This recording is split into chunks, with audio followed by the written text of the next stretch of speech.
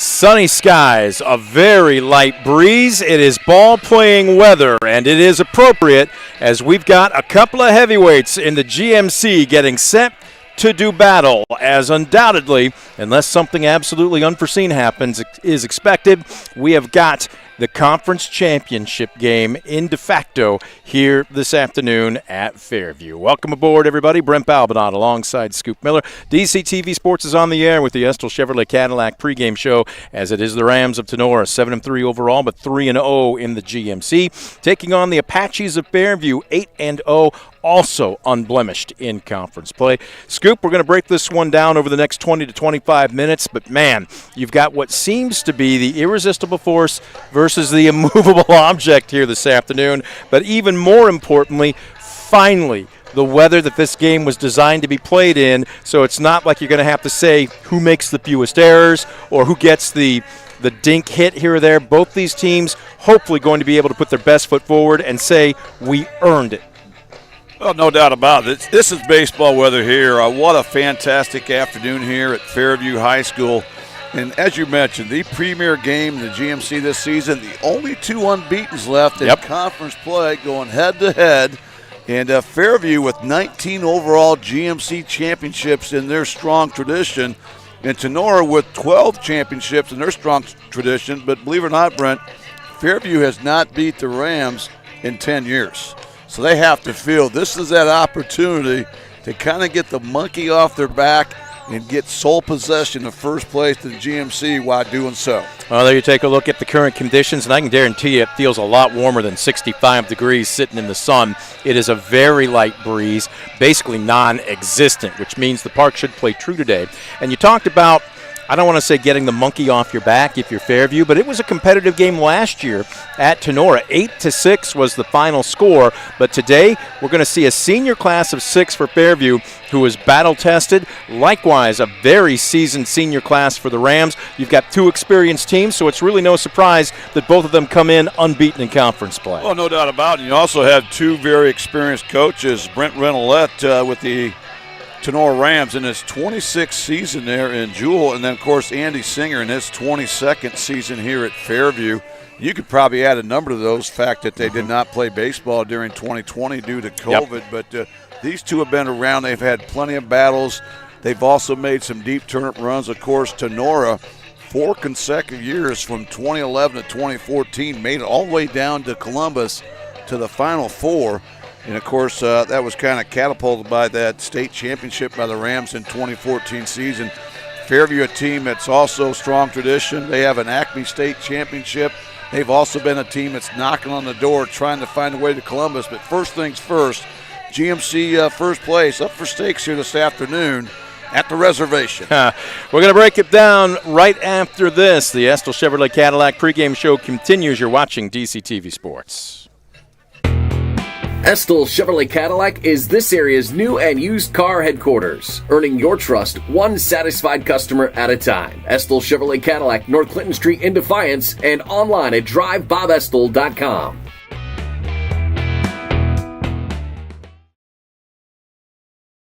For the past 70 years, Midwest Community Federal Credit Union has been your financial partner, helping you achieve your dreams and secure your future. Midwest Community Federal Credit Union, with locations in Defiance, Bryan, and Napoleon. Find out more at midwestcommunity.org. Simplify your everyday banking with convenient account options and digital banking features that fit your unique lifestyle. Premier Bank, everyday banking solutions designed for you. Explore solutions today at yourpremierbank.com.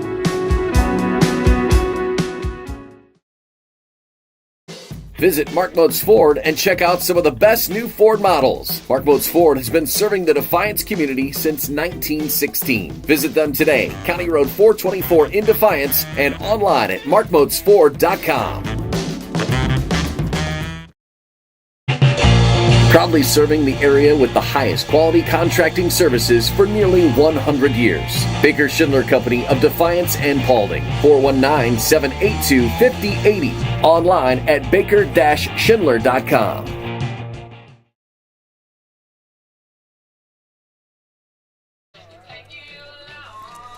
The Estill Chevrolet Cadillac pregame show continues here at Fairview. Brent Balbinot alongside Scoop Miller as the pregame winding down to first pitch. A big matchup.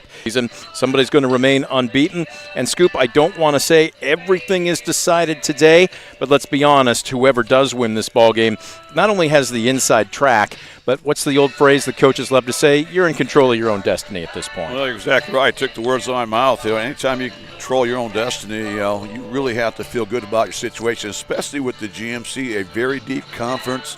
You have Wayne Trace, who's coming off a three-peat, a game back with one loss, and you have the always tough Edgerton Bulldogs, just a game back with one loss, the Hicksville Aces, a team that has a state championship in their hip pocket back in 1978. They're just a game back. So, again, and you know that Paulding, Ayersville, Antwerp have athletes. So, again, very balanced conference, but certainly the marquee matchup of the GMC here tonight. It's right here. It's right now. Let's go ahead and take a look at the starting lineups brought to you by Baker Schindler Company. Proudly serving the area with the highest quality contracting services for nearly 100 years. Baker Schindler Company of Defiance and Paulding. Baker-Schindler.com. Let's go ahead and take a look at the batting order for the visiting Tinora Rams. And there you take a look at it, and they have got some talent here this afternoon. Again, leading things off, it is going to be Aiden Mosier.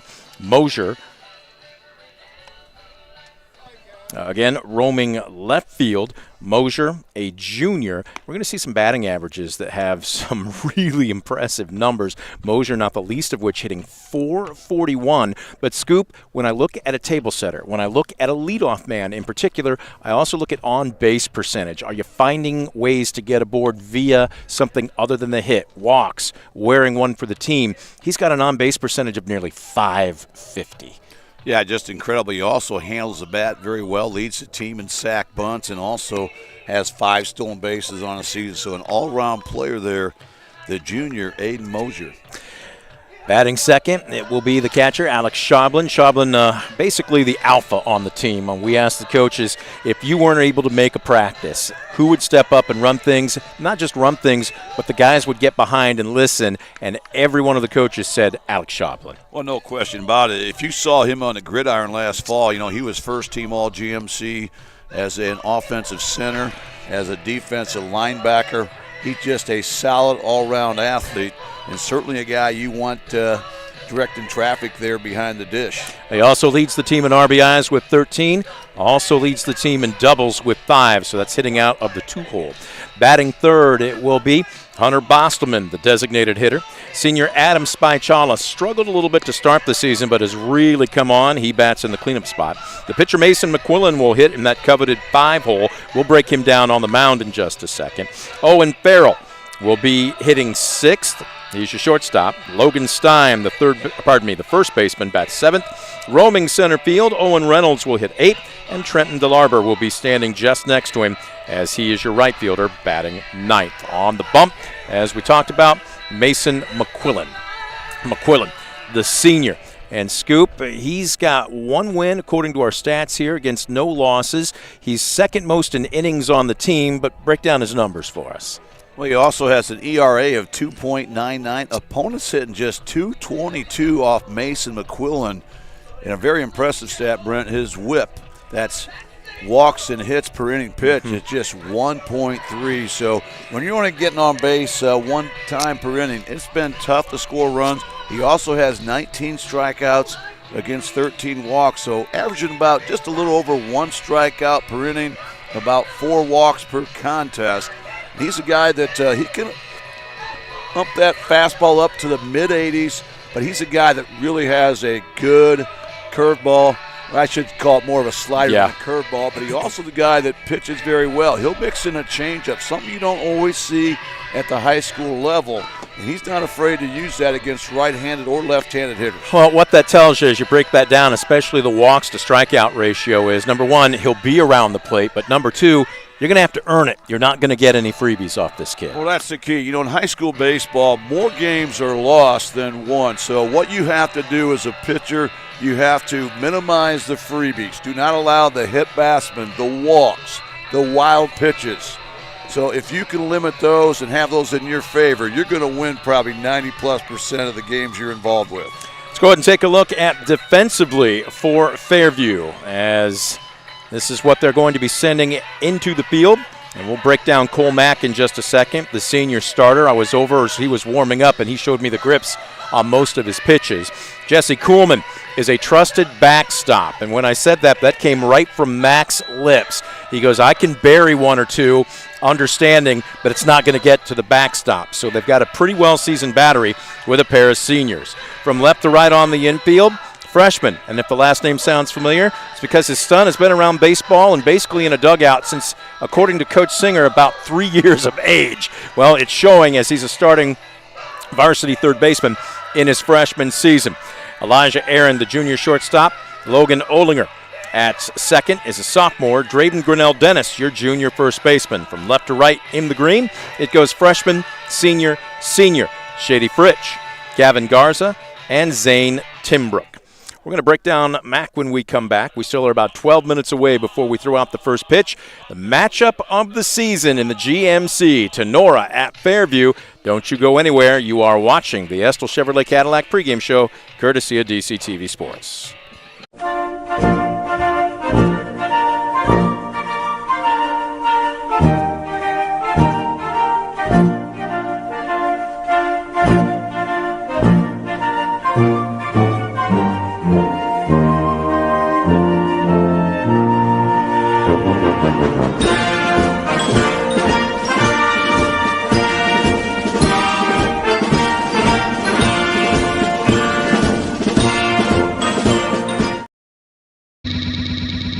Brunswick Eye and Contact Lens Center. Personalized service and quality products in a friendly and caring atmosphere. Schedule your appointment today. Brunswick Eye and Contact Lens Center. Stadium Drive in Defiance and online at visionsource-brunswickeye.com.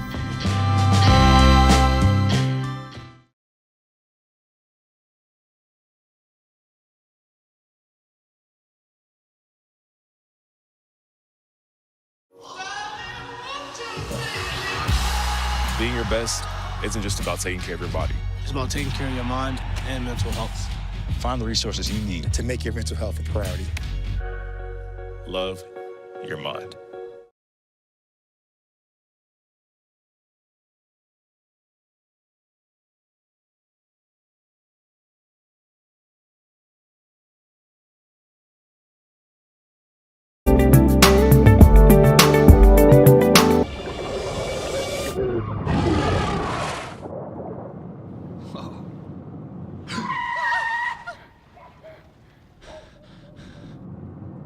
Eyes forward. Don't drive distracted.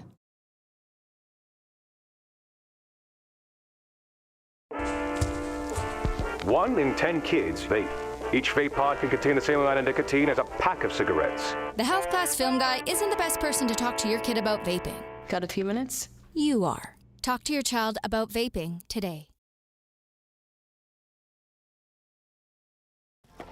For decades, I've taught you everything I know. But only you can prevent wildfires.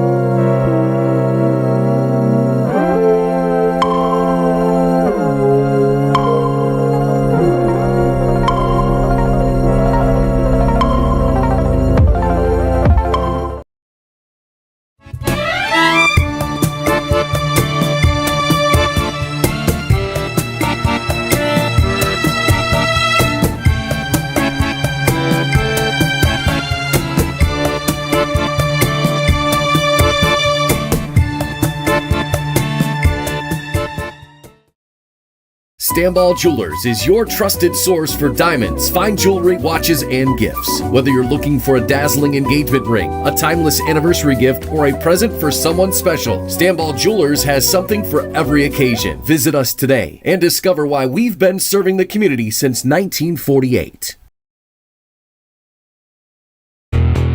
Estill Chevrolet Cadillac is this area's new and used car headquarters, earning your trust one satisfied customer at a time. Estill Chevrolet Cadillac, North Clinton Street in Defiance, and online at drivebobestill.com.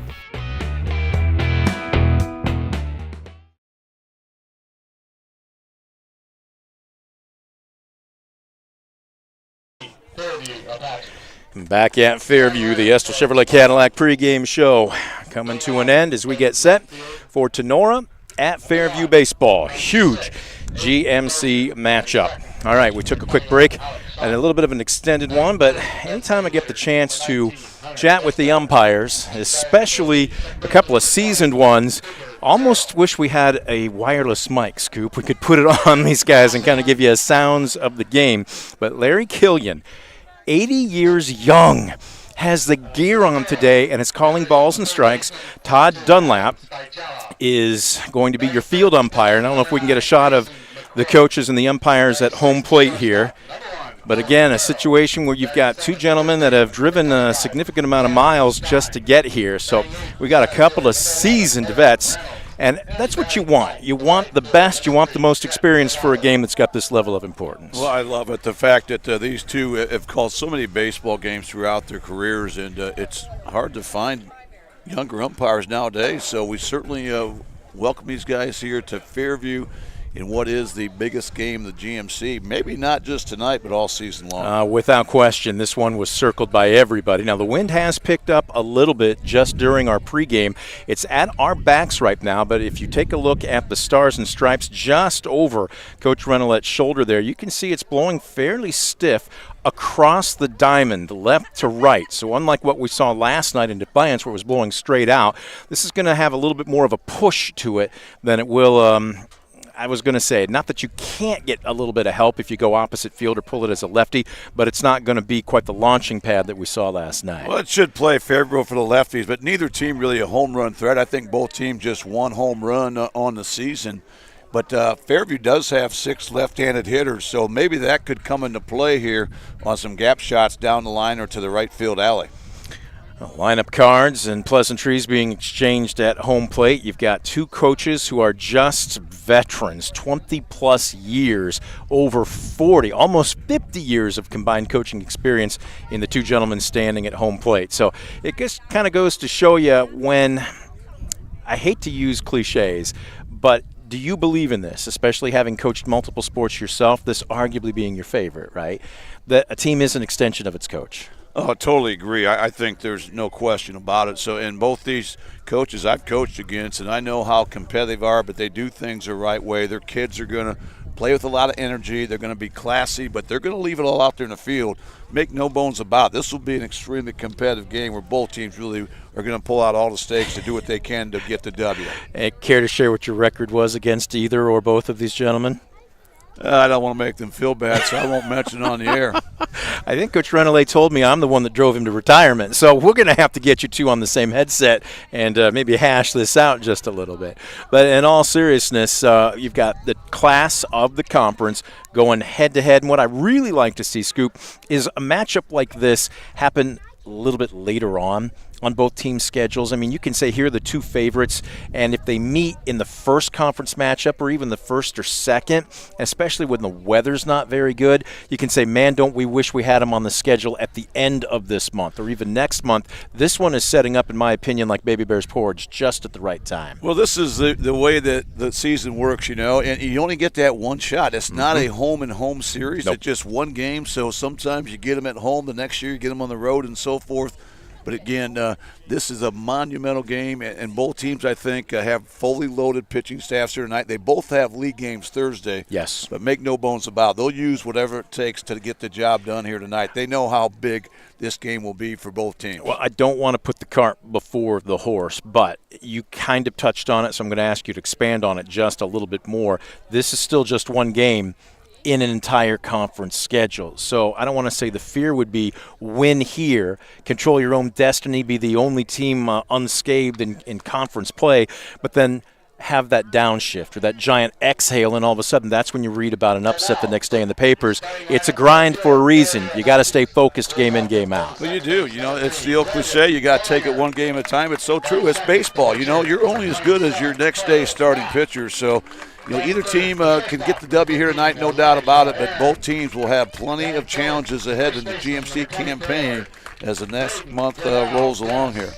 Well, the starting lineup's being introduced for Fairview. We gave you the batting order for Tinora and defensively for Fairview. We're going to break down starting pitcher, the senior, Cole Mack, in just a second.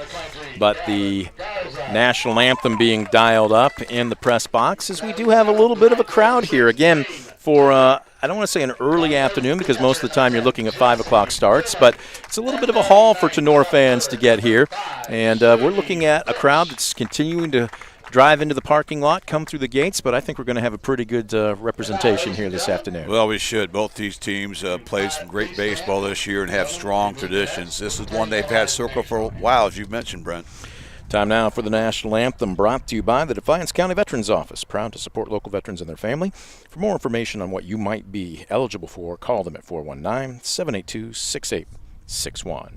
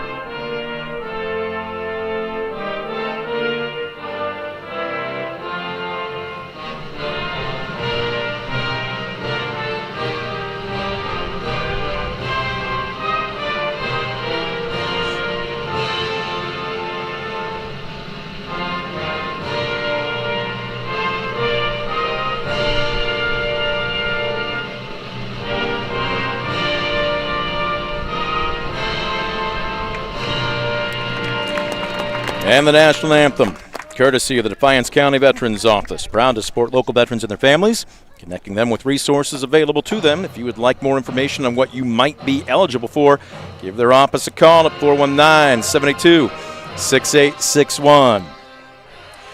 Well, no, we're not in Kansas City. No, we're not in Atlanta. No, we're not in Tallahassee. But this tune, anytime you've got an Apache nickname or something similar, is going to be played over the loudspeaker quite a bit, and they are amping up. Let's go ahead and break down the senior starting pitcher for Fairview. There you see him on the bump warming up, Cole Mack. Mack, again, a situation here where he's cagey, I think would probably be the best way to describing. And talking with Coach Singer, he's only got a fastball in the upper 70s. If he humps it up, maybe the low 80s. When we say low 80s, we're talking 80, 81. He works primarily off of his breaking stuff, and he does have a changeup with a different grip on it. Scoop, break him down for us. Well, for Cole Mack, this will be a fourth start. He's 3-0, a 1.75 ERA. Opponents hitting just 200 off him. Impressive whip of 1.3. But to break him down, Brent, he's a guy that will show different arm slots. So it's going to be a little sneaky. He's got a big kind of a leg kick toward the third base dugout. He's just kind of very deceiving. He's not going to overpower you. But what's impressive about Cole Mack, he's not afraid to throw inside. You know, a lot of times guys that are only throwing in the mid-upper 70s, they're going to stay away. He will come in on batters. He's not afraid to go inside with any of those off-speed pitches. I would say his out pitch could possibly be his changeup. It's that good. He's got a plus changeup. He also does have a nice it's more like a slurve ball than it is a true curve or slider. Yep. But, again, it's got a lot of movement to it. He's been tough to square up. As we mentioned, opponents hitting just 200 off of Cole Mack this season. He will be successful this afternoon if you see ground ball out after ground ball out. You'll know he's working down in the zone as we get set for the first pitch. Brought to you by Arthur Law Firm. Passionate, professional, and personal. Learn more at arthurlawfirm.com. One of those several lefties for Tinora. Aiden Mosier digs in, and we are underway. Mosier, as we talked about, hitting a robust .441, but an even better on-base percentage at nearly .550 as he takes a strike at the letters here. Well, it's incredibly on-base percentage. Tenora's a team hitting .297, but their on-base percentage of the team is .500. Boy, he is spinning it. Now, there was, I believe, the slider. He told me, he goes, the curve and the slider are going to look awful lot alike. What he does do, though, Scoop, he spikes the slider. So we'll see maybe a little bit more down right there. We're going to see some downward movement. That's a great frame job by Jesse Kuhlman, strike two. Yeah, that's a perfect pitch and probably a good hold that time by Mosier. Nothing you're going to do with that pitch other than roll it over. 2-2. Bringing it almost the same location, and there's where Mosier has to protect the plate a little bit more. He fouls it away. That's a great spot there for Cole Mack there in that 2-2 pitch. Makes it competitive enough that you can't really let it go by. You got to expand with 2 strikes. Great job by Mosier to fight that one off. So we'll do it again. The 2-2 on the way. That one floats way upstairs, and Mosier, with a quality at bat so far, has now run the count full. This is what you want your leadoff man to do. You want him to really empty his barrel there, throw all his pitches so the dugout can get a close look at it. Payoff pitch on the way, just off the outside corner. That is a gutsy hold by Mosier, but he draws a leadoff walk.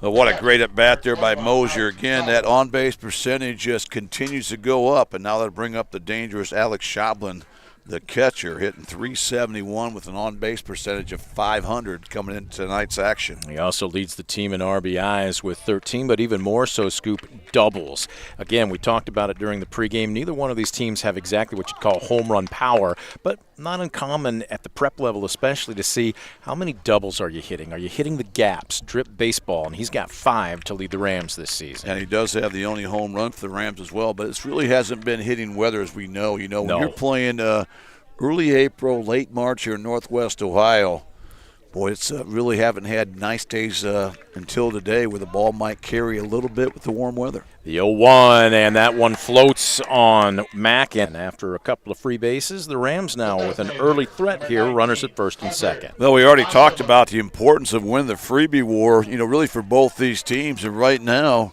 Tinora, the recipient of 2 early freebies. So now if you're the Rams, you have to cash in, take advantage. You won't get a lot of golden opportunities like this against a guy like Cole Mack. First pitch breaks over the heart of the plate, but just a bit upstairs for the DH, Hunter Bostelman. Yeah, Bostelman, a very solid hitter, a senior. He's got a lot of experience.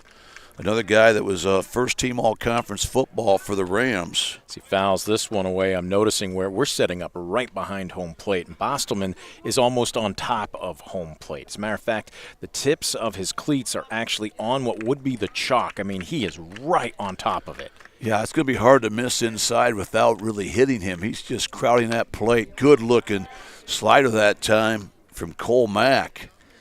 All right, so you're ahead in the count now if you're Mack 1 and 2. But again, as we were just talking about, Bostelman isn't going to be – he's not giving you anything on the inner third. So what do you deal him here ahead in the count? Well, I think you try to get him to chase the high cheese here. Go upstairs. There's a inside move to second base by Cole Mack. That time, Aiden Mosier back in plenty of time. Yeah, that was not a daylight play. Logan Olinger was actually on the bag, and he's cheating over again. He's basically on it, maybe a half a step off of it. As this one high and tight, and did that hit him? Yes, off the forearms. Bostelman wears one for the team. And so the first 3 hitters for Tinora aboard, free pass and 2 hit batters, and now a jam for Mack as Adam Spichala will stroll to the plate. And we're going to have a trip to the mound, or are we? Yep, absolutely. Jesse Kuhlman, this is again where your senior catcher is going to go out and just have a chat, because we talked about Mack being successful. pitch to contact. He's not a strikeout pitcher, but you've got to give your infield a chance to work with. Well, you're right. And we mentioned the fact that Cole Mack is a guy that's not afraid to throw inside. We've seen that here, but that time clearly a mistake. You get a guy in a 2-strike count, you don't want to lose him by going a little bit too tight. So right now he's got to settle down, a little bit too amped up here for the moment, but he's got to relax, stay within himself, trust his defense here. The last 2 hitters they hit by a pitch, he had them in negative counts. Yes, 0-1 and 1-2. But then a couple floated on him. And right now the infield is back. Obviously, first inning, Fairview would surrender a run in favor of a double play. The only player that's not back is the freshman Singer at third. He's in, and boy, the bottom just fell out of the pitch, and that busted him in on the inside corner. Well, that's that changeup, and it kind of runs into those right-handers. But again, he's not afraid to throw inside. He comes right back on the river there in that right-handed batter's box. Nice block by Jesse Coleman that time getting out. That was a curveball that was really drifting away. Great job to keep in front and keep the double play in order. 1-1. Working out of the stretch. Mack, long look in. Spichala, tall, rangy batter as this one misses low and outside. And right now the Rams doing a great job of really not helping Cole Mack out. They're staying disciplined, staying in the zone. It's going to be important against a guy like Cole Mack who loves to get guys to expand the zone. 2-1. This one chopped foul, third base side. So again, ahead in the count. Cole Mack looking at a 2-2 count now. And we'll see what, again, that out pitch we talked about. Sometimes the changeup, sometimes the slider. If you're Spichala, again, you've got to be disciplined here, but you've also got to protect. Yeah, right now, Spichala, he's got to be situational. Right now he's looking for something he can lift to drive home a run, or maybe some type of slow roller in the infield that's also going to drive home a run. You saw him ask for time there. It was granted, but he's right on top of the plate as well. They are really trying to take away the inner third against Mack. Out of the stretch. Big pitch on the way. This one lifted into shallow right field on his horse. Making the catch is Timbrook. It is not deep enough, and the throw actually goes over the catcher Kuhlman, but that is what you do as a pitcher. Back up. Make sure that you are also keeping your head in the game, and he was there to take the overthrow. Oh, that's a big pitch that time by Cole Mack, and credit Zane Timbrook that time. He had to come a long way to take away that base hit from Spichala. But then the respect for his arm, they were holding on that all the way. They just tried to bluff a throw. Great job by Cole Mack backing that up. So here's Mason McQuillan digging in. One away, but still the base is loaded. Enters today, hitting .257. Chopper to third. The freshman Singer comes home, and the throw is wide. The run will score. Boy, they had him dead to rights, but the throw just took Kuhlman off the bag, and that's going to be an unearned run, but it counts on the board just the same. Yeah, that's a tough break for the Apaches. They've been really solid defensively this year, but maybe a freshman mistake down there by Anthony Singer. You're not going to turn 2 on that ball. You have to know the speed of the runner, so just make sure you throw a strike home. And again, that time Tinora is able to capitalize on those 2 early freebies, or make that 3 early freebies, and they strike first here. So the line keeps moving as Owen Farrell will dig in.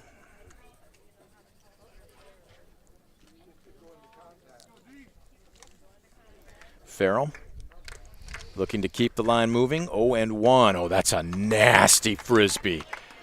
Holy cow. That, I believe, was his slider from where we're sitting, but that had a, instead of we hear the 12-6, the hammer curve, that was an 11-5. That's what I call his third right here. That had a lot of runs, started inside, ended up outside. We doubled him up, and Farrell did a good job just to catch a piece of that.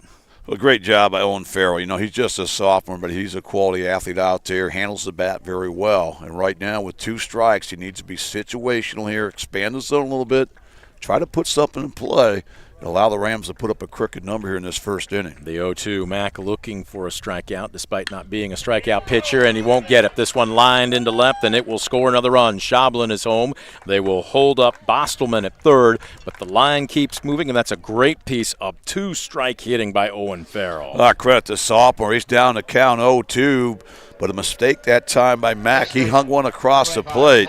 And that time Owen Farrell able to turn that baseball around in the left field. He gets an RBI single. And the Rams right now have put up a crooked number, but they're thinking, let's be greedy right now. We've got the table set right now. Bases are packed. Another RBI situation with just one out for the sophomore Logan Stein. Stein. Swing and first pitch. Laces this one into the left center field gap. It will get down. It will score at least one. Bostelman home. McMillan being waved around third. The throw not in time. And a 1-out, 2 RBI single makes it 4-0 Tinora. Great job by the Rams. Again, the taking advantage of the freebies. Their offense was jump-started by the walk and 2-hit batsman. And then they capitalized on another freebie, the air, and now back-to-back hits. And they put up an early 4 spot with just 1 out and still runners at first and second. Cole Mack desperately trying to get out of the inning, trying to induce that inning double play ball. First pitch inside, brushes Owen Reynolds back. I'm surprised Reynolds dove out of the way of that baseball. That was coming square at him, and Andy Singer is going to make a quick visit here to Cole Mack. And right now the message has to be, hey, we've got to flush what's happened. We've got to try to minimize things. We've got a full baseball game ahead of us. Our offense is putting up north of 10 runs per ball game this year. So right now let's try to minimize things.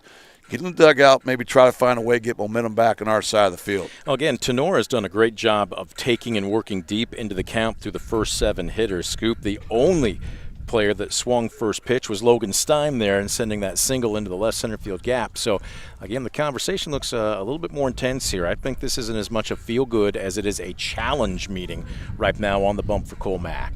Well, it should be. You know, you got a veteran out there, a senior in Cole Mack, and he's been in a lot of big games. But right now, Brent, I love the approach from the Tinora Rams. Credit to Coach Brent Reynolds. They've done a nice job. I like how they're crowding the plate. You got a guy that likes to throw inside, so, hey, let's take that option away by crowding the plate.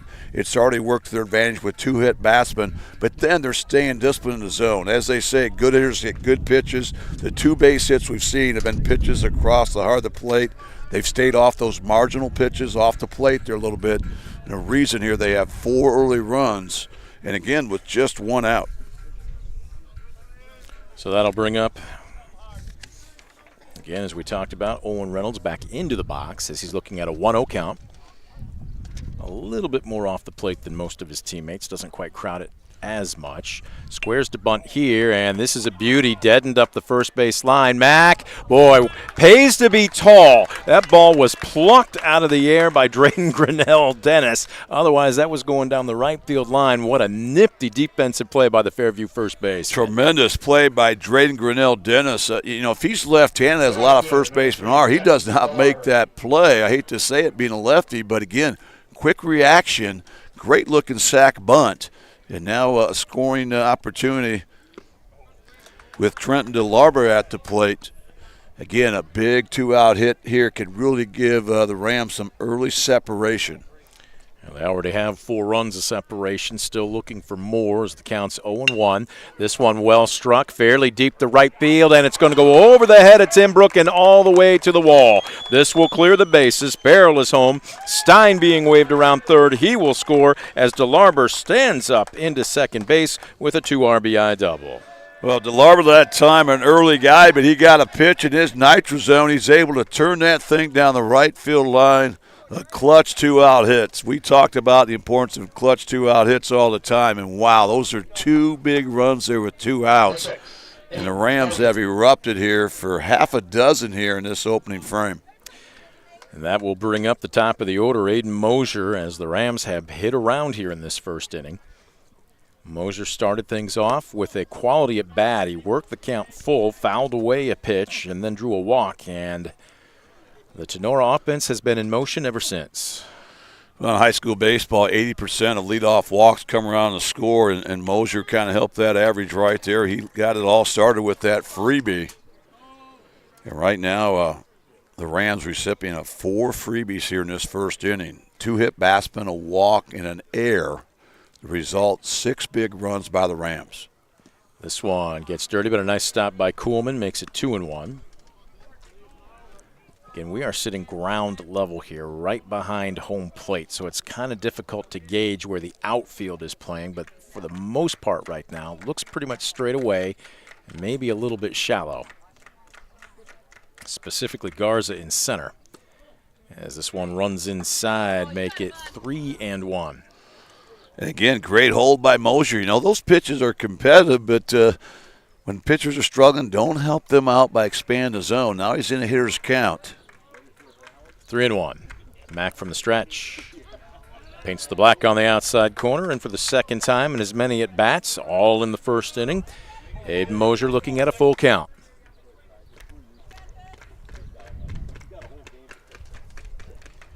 Mack comes set. Deals. Got it. No, I thought for a second that home plate umpire Larry Killen was about to raise the right arm up. Instead, he says ball 4. Well, that's a tough pitch. A great eye that time by Mosier. That thing just missed the black by maybe an inch. Very competitive pitch. But, again, that's why you don't want to get those 3-ball counts. He kind of hit a spot, but he didn't get the call. And the line keeps moving for the Rams. So here's Schoblin digging in. He wore one earlier this frame, came around to score on a 2 RBI single by Owen Farrell as he fouls this one straight back. And that time Schoblin got a first pitch bender right across the plate, had a good cut at it, fouls it back. Mack on top, 0-1. Time being asked for and granted. Well, again, free bases, 2 hit batters, a walk, and an error. And in all realism, Fairview should be out of this inning. Mack trying to do it here. Spins him inside. It's a little tight.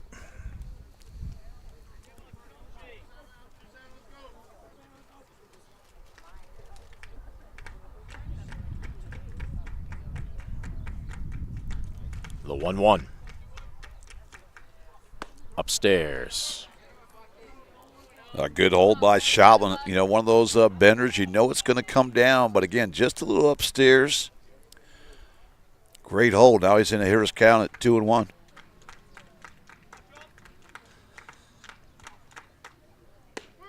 That had some good movement, some glove side run, and there's where I think if we're going to see him succeed. That's where Cole Mack looks like he's going to be at his best. Ton of run on that ball. So 2-2.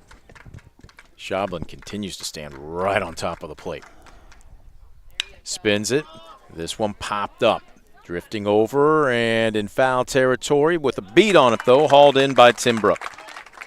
And the first inning mercifully coming to an end for Fairview's take, but not before Tinora hits around and explodes for 6 runs on 3 hits, 1 error, and 1 left aboard. We are through 1/2 inning. Rams 6. Apache's coming to the plate. You're watching DCTV Sports. For the past 70 years, Midwest Community Federal Credit Union has been your financial partner, helping you achieve your dreams and secure your future. Midwest Community Federal Credit Union, with locations in Defiance, Bryan, and Napoleon. Find out more at midwestcommunity.org. Simplify your everyday banking with convenient account options and digital banking features that fit your unique lifestyle. Premier Bank, everyday banking solutions designed for you. Explore solutions today at yourpremierbank.com.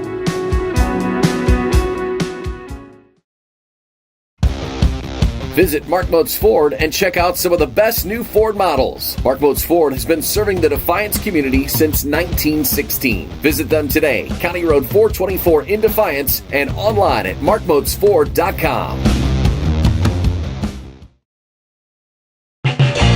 Proudly serving the area with the highest quality contracting services for nearly 100 years. Baker Schindler Company of Defiance and Paulding, 419-782-5080. Online at baker-schindler.com.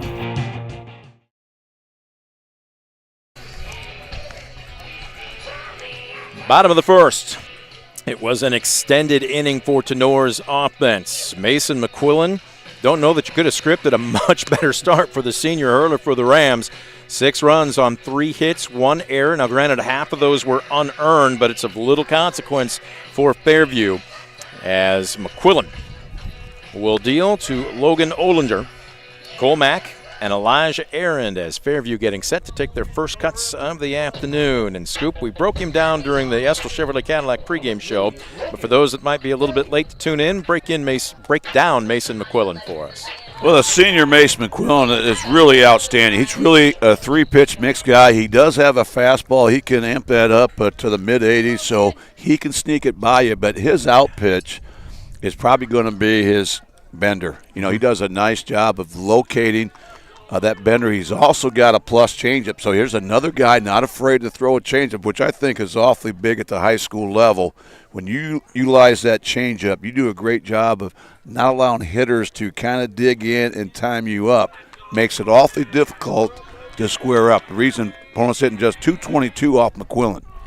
Logan Olinger digs in from the left side, hitting .333 on the season. But Scoop, as we like to look at table setters, and in particular leadoff men, the on-base percentage is exceptional, just under 600. Just incredible, the numbers that Logan Olinger has put up. I mean, those are like video game numbers. But, again, he's a special athlete. We saw that out in the gridiron. He was first-team GMC as a offensive end, also a defensive back. But they'd love to have him on base here to start things out. He swings and sends a ground ball up the middle. Diving attempt by Cooper Farrell. The throw wasn't, I don't think, going to get him either way. I think he was going to leg that out. And the Fairview faithful, boy, listen to them. They've been waiting for about 30 minutes for something to put their hands together for, and it will start with an infield single. Yeah, that's a base hit all the way. You're not going to throw a guy out with the wheels that Logan Olinger has. Excellent play there by Cooper Farrell. One of the two Farrell brothers there in the middle infield. Excellent play, but just no time to throw out the speedy Olinger. And now Fairview trying to respond here with no one out in the first inning. Here comes Cole Mack. We'll set the batting order after this pitch. As this one floats outside for ball one, let's take a look at Fairview's lineup. Or maybe not. And it's slow to come up. Keep it up, please, gentlemen. As the 1-0 count, we'll see Olinger. Mack digging in from the left side, throws right but hits left as he takes a strike on the outside corner. Elijah Aaron will hit third, batting cleanup. Drayden Grinnell Dennis. And again, there were, after 11 innings, there were like 6 or 7 guys on this roster that were hitting over 400 prior to last night. They've just got so many heavy hitters. Anthony Singer will bat fifth. Gavin Palladino hits sixth, batting in the 7 hole. It will be Zane Timbrook. Jesse Kuhlman behind the plate hits 8th. And Shady Fritch, is that a baseball name or what? Batting in the 9 hole. It sounds like an umpire named Shady. Ha! Better be careful if you say that with an earshot of Larry Killen. He's a very good-natured gentleman, but I don't believe he's thrown you out of a game yet. So 3 balls and no strikes to Cole Mack. Actually, it should be 3-1. I was going to say I had a strike early, and that's ball 4. So here we go. Patience is a virtue, and just like Tinora, Fairview getting their first 2 aboard. Trailing 6-0 as here's Elijah Aaron. Let's set the defense for Tinora as the Rams with a senior-laden lineup, including Alex Schablin behind the plate. Senior sophomore from left to right on the infield. Spichala at third, Owen Farrell at short, Cooper Farrell at second, and Logan Stein at first. From left to right in the green, it's a freshman sandwiched in between a pair of upperclassmen, Avery Mosher, Owen Reynolds, and Trenton DeLarber. As this one, a grounder to third. Whoa, look out. And actually not a grounder. That was a shot going over across the diamond, and that's going to be a double play. Well, that's a tough break because that time Elijah Aaron hit that one on the screws, but a nice snag there by Adam Spichala. And credit Spichala, he spotted Cole Mack a little bit off first base there, and he throws the dart across the infield. Boy, that's a inning-changing double play. As now Mason McQuillan off of 1 pitch gets 2 outs. So that'll bring up Drayden Grinnell Dennis. 2 down, a runner on second. Dennis digging in from the left side. Dennis hitting a healthy .414 on the season coming into today's game.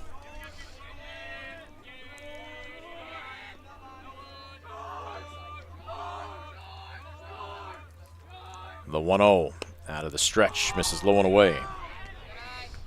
Right now, an important bat. We talked about the importance of those 2 out hits, and right now, Fairview could use one just to get something on the scoreboard, have some kind of answer. Mason McQuillan desperately trying to get that shutdown inning off after the offense spotted him 6 runs there in the top of the first.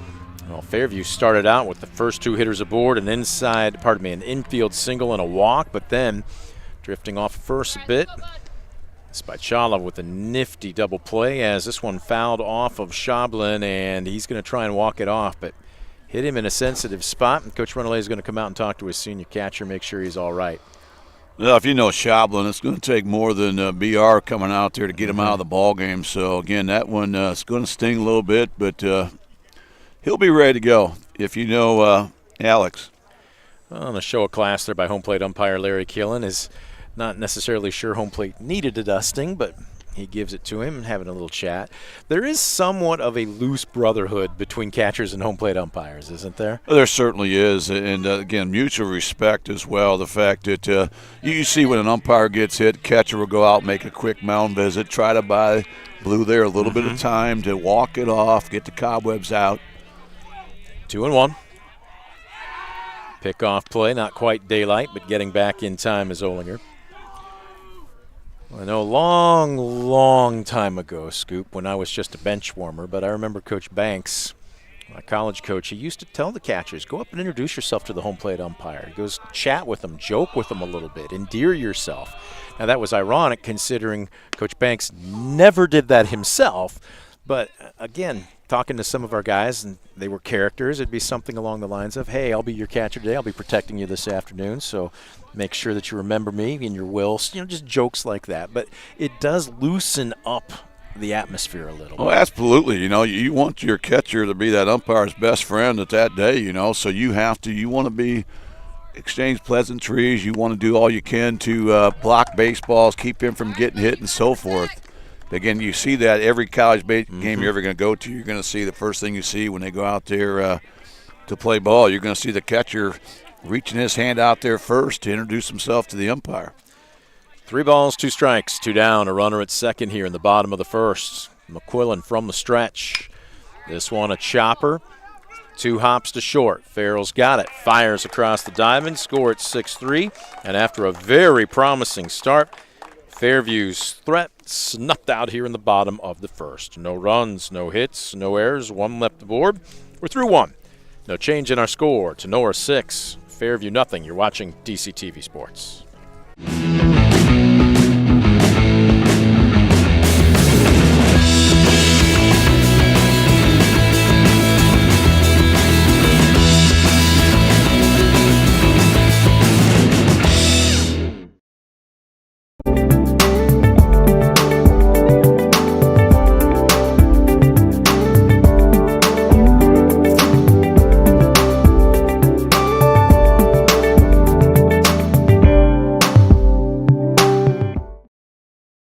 Ohio is in a foster care crisis. Kids with real needs, medical, emotional, behavioral, are waiting for homes. Cornerstone Treatment Foster Care is looking for families ready to make a difference. You've thought about it, now it's time. Contact Cornerstone Treatment Foster Care today.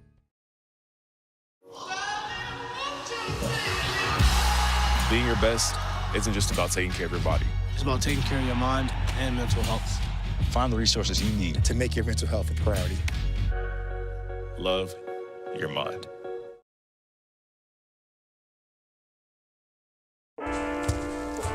One in 10 kids vape. Each vape pod can contain the same amount of nicotine as a pack of cigarettes. The health class film guy isn't the best person to talk to your kid about vaping. Got a few minutes? You are. Talk to your child about vaping today.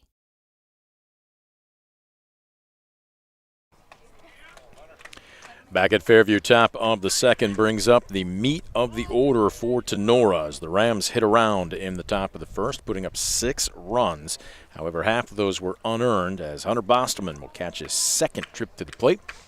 Right on top of the plate, looking at a 1-0. This one, 2 hopped. Ooh, a late hop to the shortstop Aaron, and he shows off a cannon of an arm. Score at 6-3 to retire the Rams leadoff man here in the second. Yeah, great start for Cole Mack. You need to attack the zone, get a lot of first pitch strikes, try to get some tempo here with your defense, and they'll take it. 1 pitch, 1 out. So here's Spicciala. 0 for 1, flew out to right field in his first trip up. Squares to bunt, and that one you could hear it deadened and waiting for the call, and we got it just a little bit late. That's a fair ball. Did he point at it? No, he pointed at it, so I was going to say he's calling Spicciala back. So it deadened. So where did that hit in your opinion?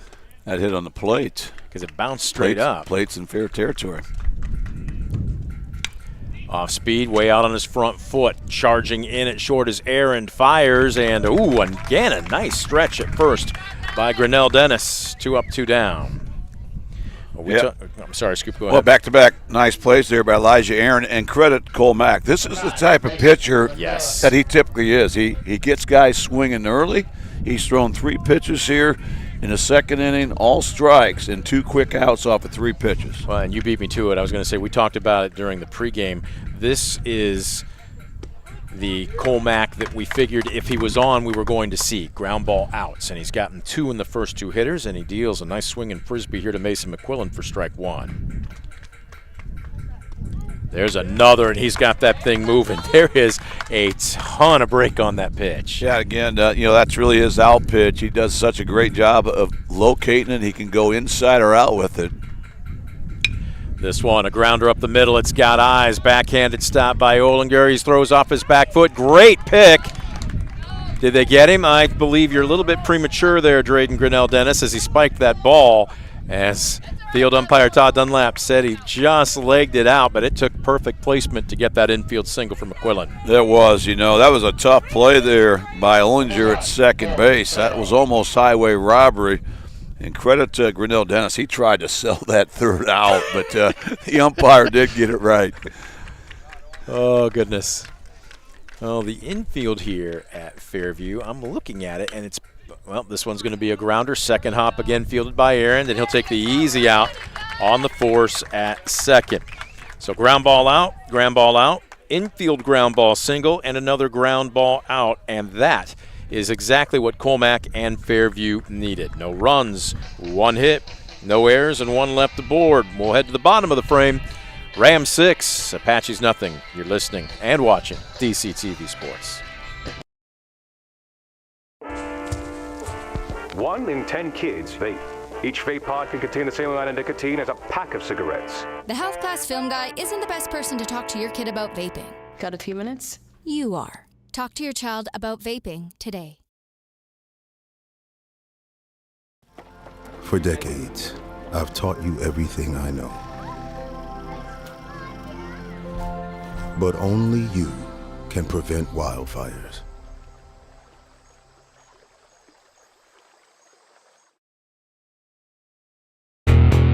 Estill Chevrolet Cadillac is this area's new and used car headquarters, earning your trust one satisfied customer at a time. Estill Chevrolet Cadillac, North Clinton Street in Defiance, and online at drivebobestill.com.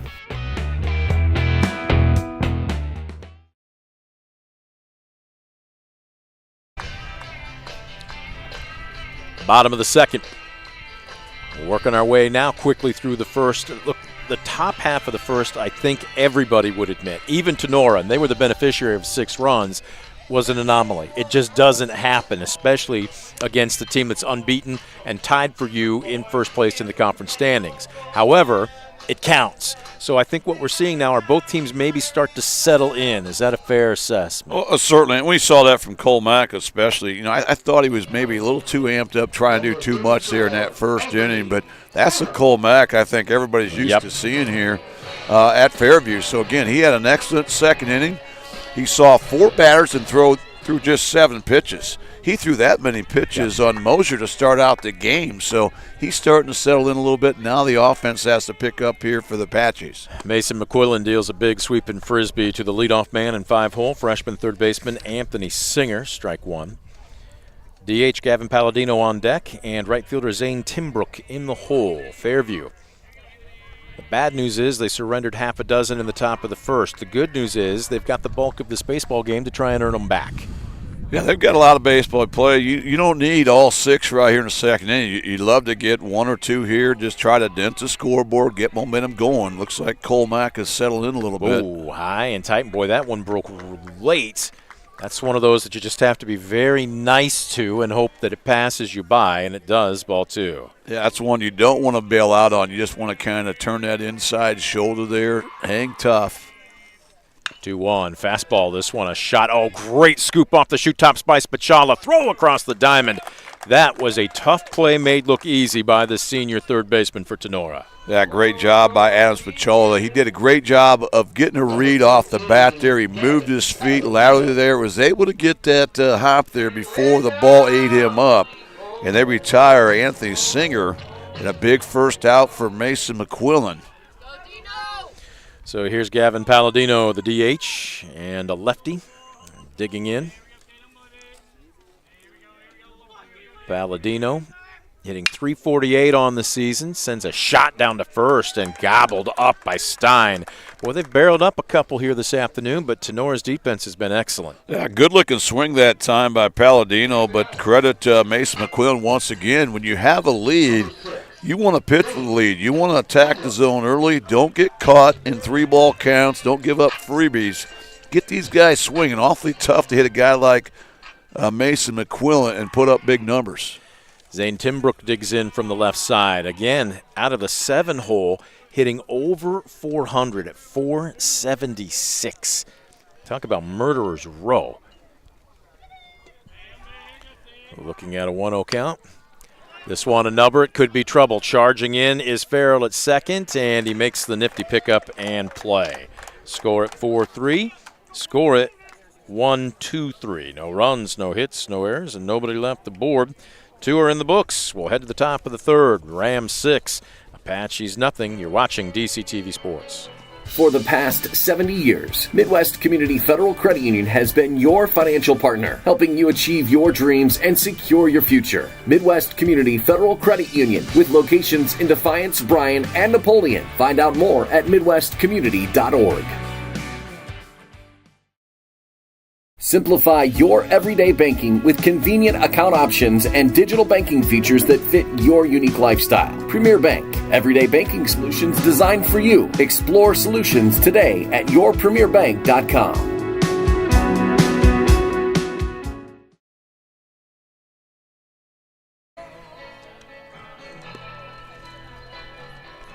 It's almost wrong to talk over Steve Perry and Journey, especially with the guitar riff that's about to come. But we do welcome you back to Fairview. You played this to your lovely wife before you go to bed every night, right? I used to be a Journey fan, so I listened to Steve Perry once or twice. All right, in all seriousness, the game is at hand here. As we welcome you back, top of the third brings up the bottom of the order for the Rams. Logan Stein, Owen Reynolds, and Trenton DeLarber. What a difference an inning makes for Colmack after seeing Tinora bat around +2 in that first inning. Now, granted, 3 of those 6 runs were unearned. He did give up an infield single, but it had to be perfectly placed. But he got 3 ground ball outs, and we'll see if he can keep it moving here in the third.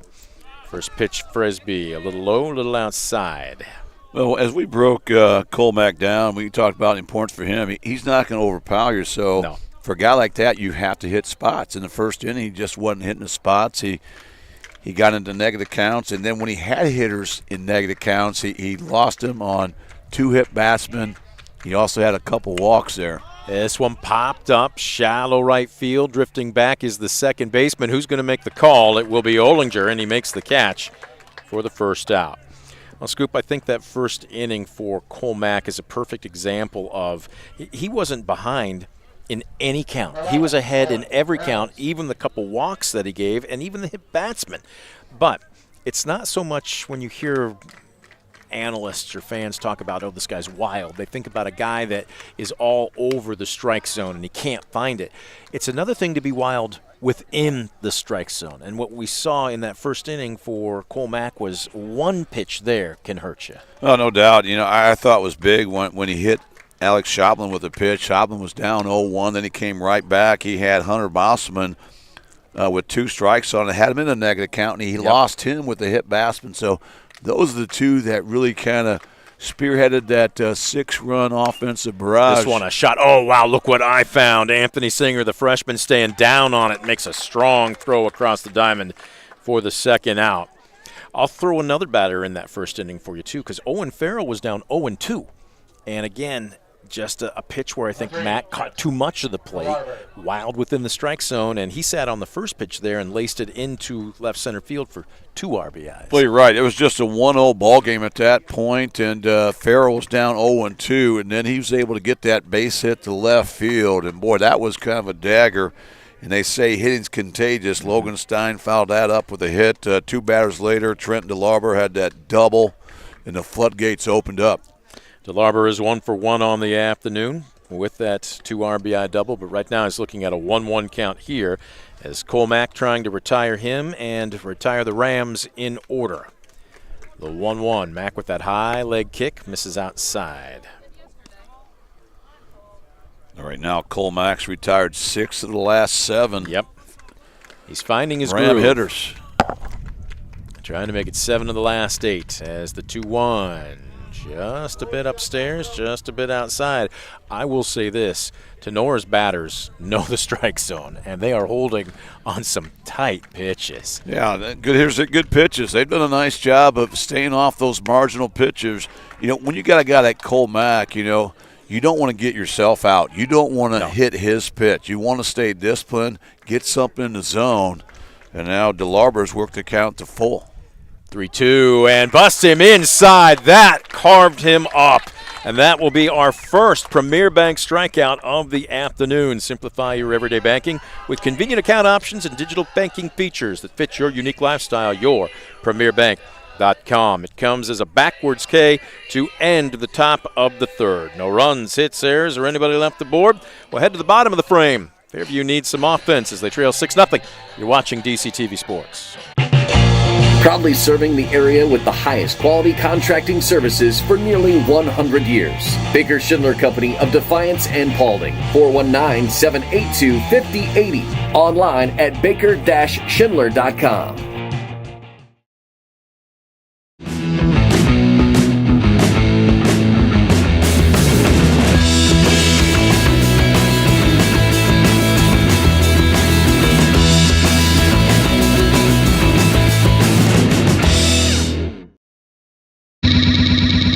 Brunswick Eye and Contact Lens Center. Personalized service and quality products in a friendly and caring atmosphere. Schedule your appointment today. Brunswick Eye and Contact Lens Center. Stadium Drive in Defiance and online at visionsource-brunswickeye.com.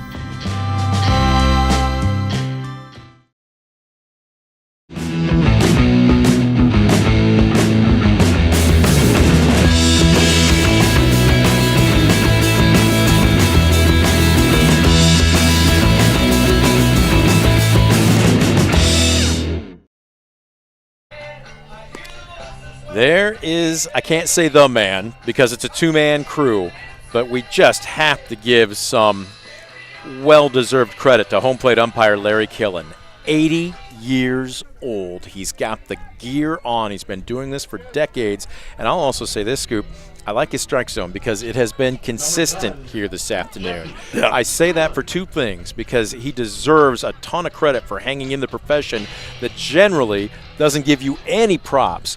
But it also should be a bit of a concern for those watching because there's not a next generation right now to take his place. I talked with him and field umpire Todd Dunlop, and he said they both said you wouldn't believe how busy we are over the summer and over the spring, and that's because not that we want to take these games, it's because there just aren't enough umpires to go around. Well, you're right. And I know how busy they are because they've called me to do games, so I know they're getting desperate when they're calling my phone number. But again, kudos to him. He's really just been a fixture. You love it. And I love his strike zone, too. Yes. You know, when you're not surprised by what the call is, you know you've got good umpiring going on. So 1-1 the count as this one a shot up the middle off the bat of Jesse Kuhlman, but the defense has him played perfectly. Scooped up by Owen Farrell and across the diamond, 1 away.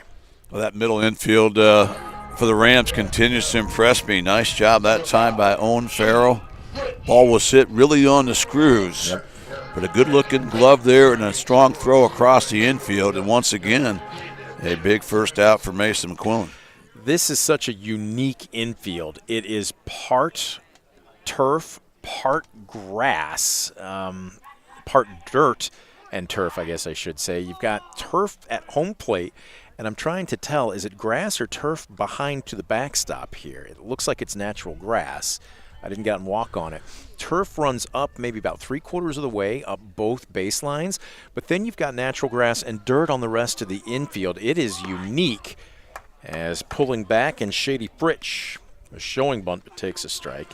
Have you seen anything even remotely close anywhere else at another field? Not really, but I like it because you're going to keep home plate dry, the baselines dry. Those are usually the reason you get rainouts. They also have the on-deck paths turfed in.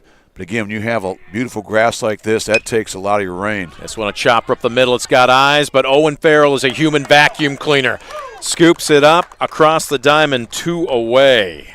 Tremendous play again by Owen Farrell. He knows the speed there at the plate there. He knew he had to charge that baseball. He got rid of it quickly. Wow, he's got a quick and accurate release. And right now, Mason McQuillan, boy, he's on a groove right now. He's retired 7 straight Fairview hitters. So 2 up, 2 down. Lineup turns over as the top of the order, and Logan Oldinger digs in. He's 1 for 1 with an infield single. Was left stranded at second back in the first. Bottom drops out of this pitch, ball 1. Again, from where we're sitting, Fairview's barreling some of these pitches up, but number 1, great range, particularly by Farrell. And we've seen Spichala show some fancy leather over at third as well. But also, the scout is out. I mean, Tinora knows where to play these Fairview hitters. It's been pretty obvious they have spent a lot of time on the scout. Oh, they really have. We saw that from an offensive standpoint as well, their approach against Cole Mack. This one, a shot up the middle. Talk about fielding your position. McQuillan snares it, underhands to first.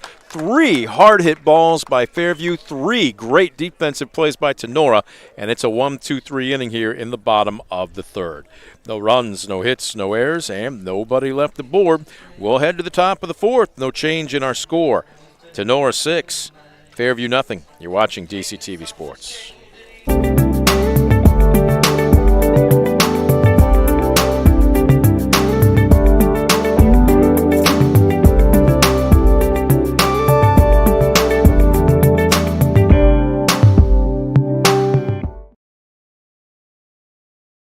Ohio is in a foster care crisis. Kids with real needs, medical, emotional, behavioral, are waiting for homes. Cornerstone Treatment Foster Care is looking for families ready to make a difference. You've thought about it, now it's time. Contact Cornerstone Treatment Foster Care today.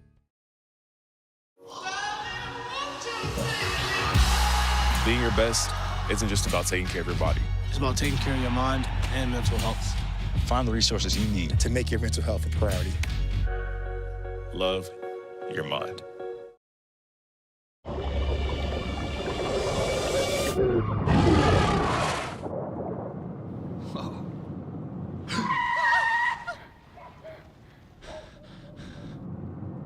Eyes forward.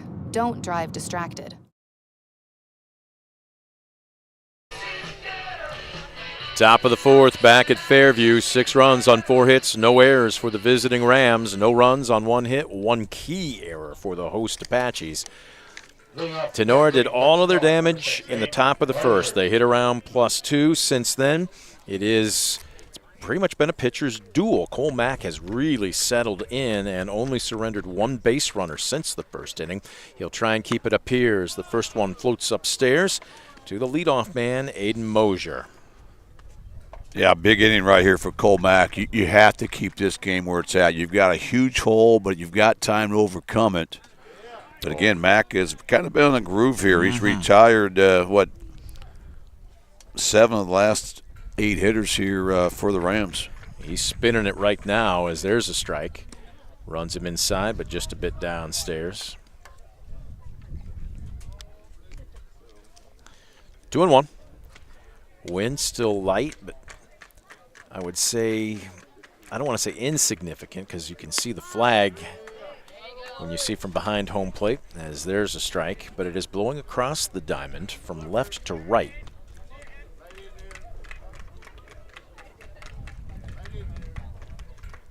Two.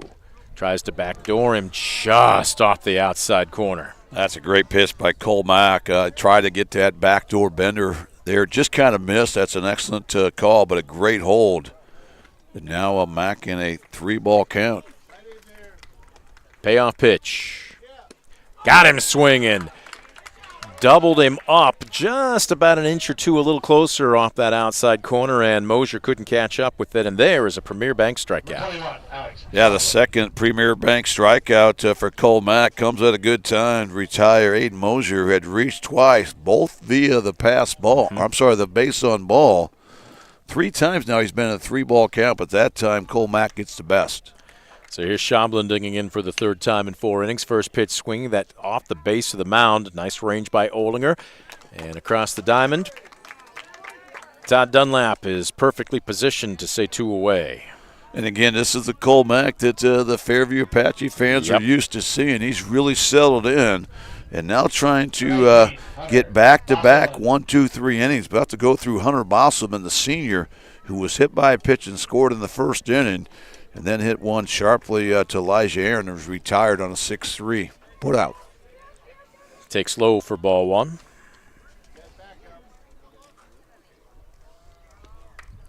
Working out of the windup. Popped up, will get right side and out of play. Mack, again, when I was standing next to him, might have been a little shorter than me. I'm going to guess he's probably around 5'9", maybe 5'10". But he doesn't work. It's interesting because when he pitches from the windup, Scoop, he is completely erect. He stands up, but when he pitches from the stretch, he gets into a deep crouch. He does. And with that arm slot, he's not an easy guy to pick up, especially with that run he has on it.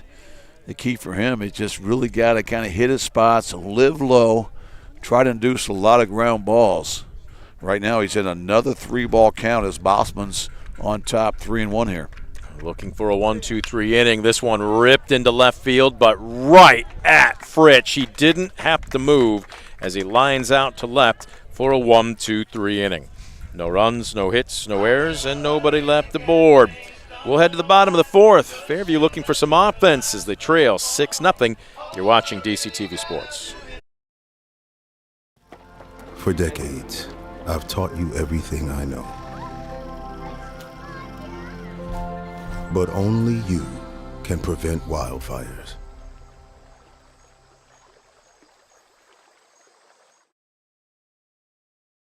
Estill Chevrolet Cadillac is this area's new and used car headquarters, earning your trust one satisfied customer at a time. Estill Chevrolet Cadillac, North Clinton Street in Defiance, and online at drivebobestill.com.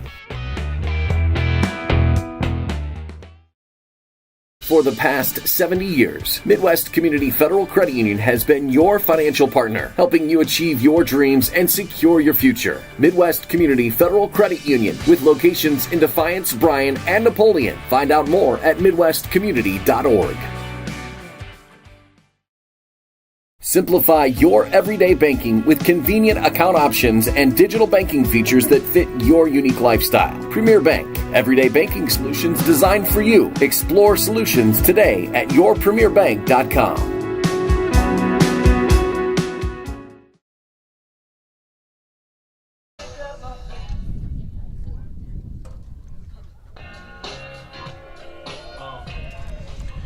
Sun still beaming down. Temperatures were in the upper 60s this afternoon. The breeze you can hear over our crowd mics, maybe even our headsets, has picked back up just a little bit. But all in all, a gorgeous afternoon for baseball.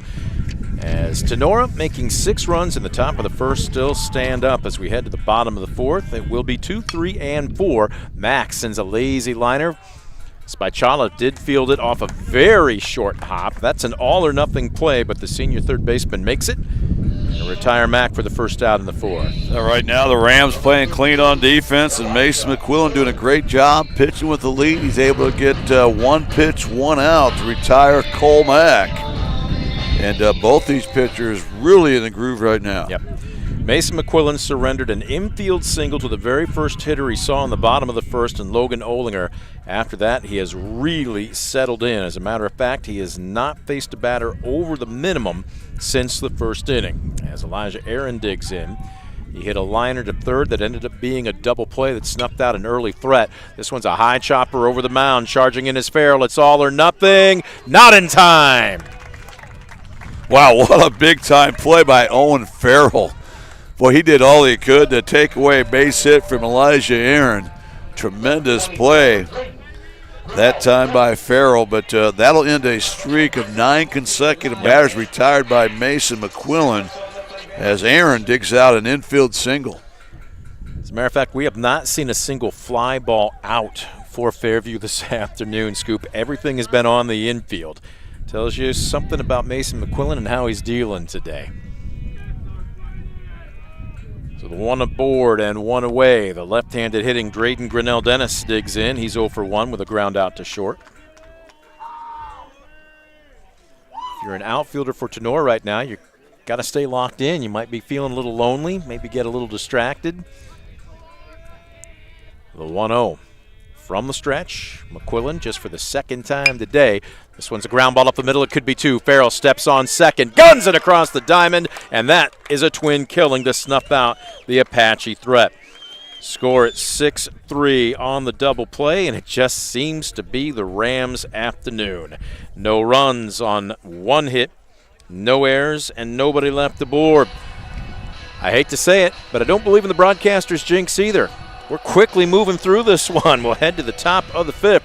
Rams 6, Apaches nothing. You're watching DCTV Sports. Visit Mark Moats Ford and check out some of the best new Ford models. Mark Moats Ford has been serving the Defiance community since 1916. Visit them today, County Road 424 in Defiance, and online at markmoatsford.com.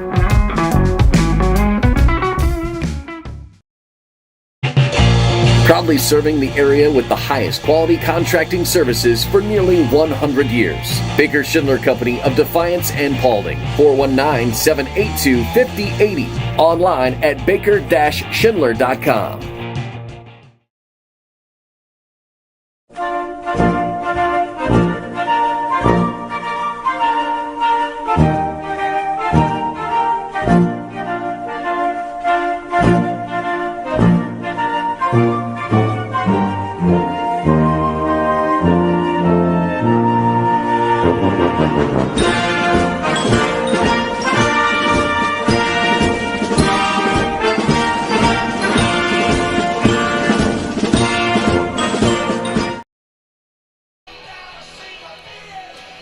Back at Fairview, Cole Mack finishing his warm-ups for the Apaches.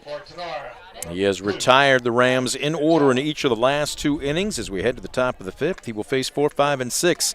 Spachala, his counterpart on the bump, McQuillan, and shortstop, Owen Farrell. Adam Spachala 0 for 2 this afternoon. He's flown out to right and grounded out to short. Mack deals a 1-0 pitch to him. This one tails away from the right-hander and paints the black on the outside corner. That's a great pitch. You're down to count 1-0, and you paint the black there in the outer edge. 1-1. Mack deals. This one lifted into right field, ranging over. It's drifting a bit. I'm not sure if the wind helped bring that back in to Zane Timbrook, but he makes the catch for out number 1. A great job by Mack, who continues to be in that groove. He's now retired 8 consecutive Ram hitters. So here's McQuillan digging in. He's 1 for 2. He reached on an error and scored in the first. He has an infield single to his credit in the second, but was retired on a force out to end the second as he takes in the basement. Now McQuillan, one of those many Ram baseball players that also was a part of that football team in the fall. This one hit hard on the ground at short, knocked down, staying with it. Long throw, and it's just a little low for Grinnell Dennis to scoop up. Now there'll be a play. I got screened out. He is out. I got screened out by the home plate umpire and next batter up. And, again, McQuillan being aggressive, but when you got a 6-run lead, I guess you can gamble a little bit. Well, good hustle play that time by Jesse Kuhlman. Sprint down to first base, backing that up. When that scooted under Drayden Grinnell Dennis down there, he made a strong throw to second base to nail Mason McQuillan, trying to turn that 1 base error into a 2 base error. So no damage done if you are the Apaches with 2 down, bases empty. And here's Owen Farrell, who has just been all over at shortstop for Tinora. Wow, that pitch inside, but he wasn't afraid to bust him in. And what told me right there, we just saw something from the sophomore shortstop, too, because he didn't flinch. He was going to wear that one if he needed to. Yeah, he's got a high baseball IQ. You can see it. And, again, he's just been stellar for the Rams on the defensive side of things. The perfect guy to have behind a guy like Mason McQuillan, who's induced a lot of ground balls here this afternoon. Farrell has asked for time, but he's not granted it. So with a 1-2 count, he digs back in. Slightly open stance here with 2 strikes. Kind of punches this one into shallow right field. Coming on, though, and it holds up for Tim Brook. And he's flashed some pretty good leather in right field as it's a 1-2-3 inning for the 3rd straight frame for Cole Mack. No runs, no hits, 1 error, but nobody left the board. And no change in our scores. We head to the bottom of the 5th. Calling Fairview's offense. They need to get something going as they trail Tinora 6-0. We'll have it for you when we come back. You're watching DCTV Sports. Visit Mark Moats Ford and check out some of the best new Ford models. Mark Moats Ford has been serving the Defiance community since 1916. Visit them today, County Road 424 in Defiance, and online at markmoatsford.com.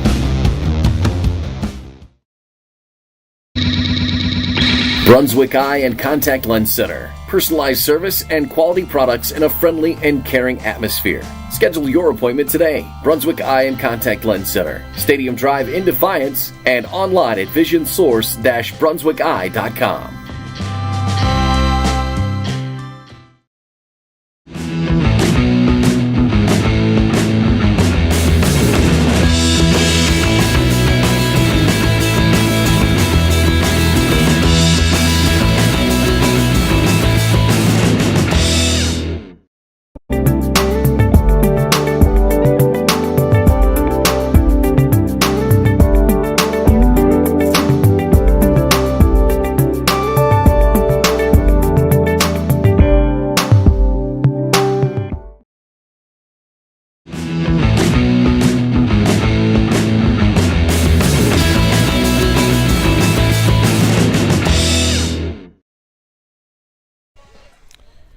Back here for the bottom of the 5th.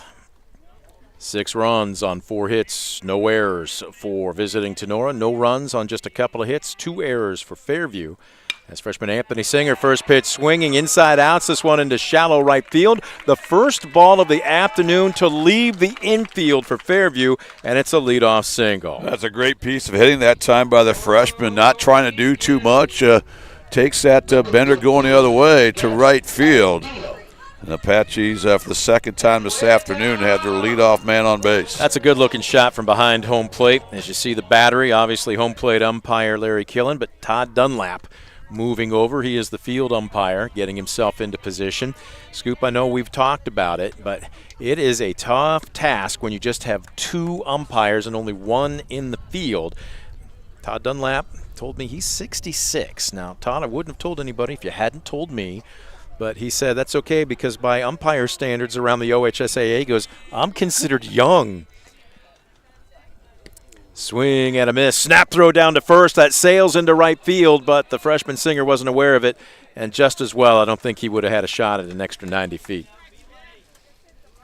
Yeah, smart play right there by Singer. You know, you're not going anywhere on that. You're still down 6 runs, and he was diving back in, would have to get up, do a complete 180. And I think Schaublin might have been knocked around a little bit on that play. I think looks like maybe he took something in the jaw. He appears to be okay. Pulls the mask back down and ready to get after it. We talked about it last night in our softball game. Chloe Seiler just got abused behind the plate for Defiance. Schaublin's taken a couple foul balls and maybe a little bit more contact behind the plate. You have to be a dog if you're going to be a catcher. It just takes a special kind of mindset and a really tough skin. Well, it does, and certainly Schaublin fits that mold. So, you know, he may need the ice bath afterwards, but again, he's the guy that's going to just be that everyday guy there. He comes to the park ready to play. Just a hard-nosed catcher, the guy you'd love to have back there. Palladino looking at a 1-2 count. Now, that's interesting because Schaublin was setting up on an inside target, and McQuillan missed low and away. So I'm not sure if they were crossed up or if McQuillan just didn't get a good grip on that pitch. But either way, it's 2-2. Palladino right on top of the plate. Deuce is wild. Singer with a modest lead at first. Brings a fastball, tries to raise the ladder on him, but it's well above the visor. And now Palladino with a full count. Yeah, this is just the first 3-ball count since the first inning for McQuillan. We'll see if the Apaches can capitalize and take advantage. Quick throw over.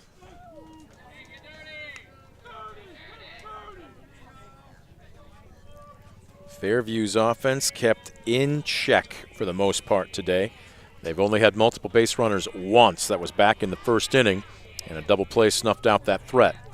Payoff pitch. This one hit on the ground to second. Are they going to try two? They'll get the lead runner. No, they won't. As the throw from Farrell to Farrell goes into left field, Singer slid, so he will stay put. And that'll be the first error of the ball game for the Rams. And now a little something brewing here for the Apaches. Well, anytime you get a freebie, you want to try to cash in, and Fairview was able to get one right there. You know, that was a routine ball to Cooper Farrell. He made a nice set pivot, but then he just kind of short on the baseball, didn't put anything behind it, and that ball floated and sailed away. And now the Apaches have first and second, no one out here in the fifth. Here's Zane Timbrook digging in, another lefty. And we got a daylight play, and Singer just got back in time. Well, that's a little bit too close, I think, for the liking of his dad there, third base coach and head coach Andy Singer. You're down 6. You're not going anywhere. He does not have a stolen base on the season. Well, Farrell coming in behind him again as this one nibbles on the outside corner. It's just a bit off the plate, according to home plate umpire Larry Killen. 1-0 the count. Timbrook hitting .476 entering this afternoon's contest with a slugging percentage of .571. 8 RBIs, looking to bring home the first as this one well placed down the left field line. It will get down. They're going to go ahead and wave Singer around third. He is chugging. He is hupping and pumping, but he crosses the plate. They're going to try and back pick the second runner, but head first back into second base, Gavin Palladino. So 2 hits and an error, and we'll see if this is an omen of things to come as Fairview now finally puts one on the board 6-1. Well, that was a cue shot that time from Timbrook, but it found the left field line area, and that drops in RBI single. And, boy, nearly a costly mistake there by Palladino. He took a hard turn around second base, and when it was cut off by Chala, he tried to back pick him, but just a little bit close. late. So here's Coleman digging in from the right side. He barreled one up, back up the middle in the third inning, but Owen Farrell has been basically a human hoover.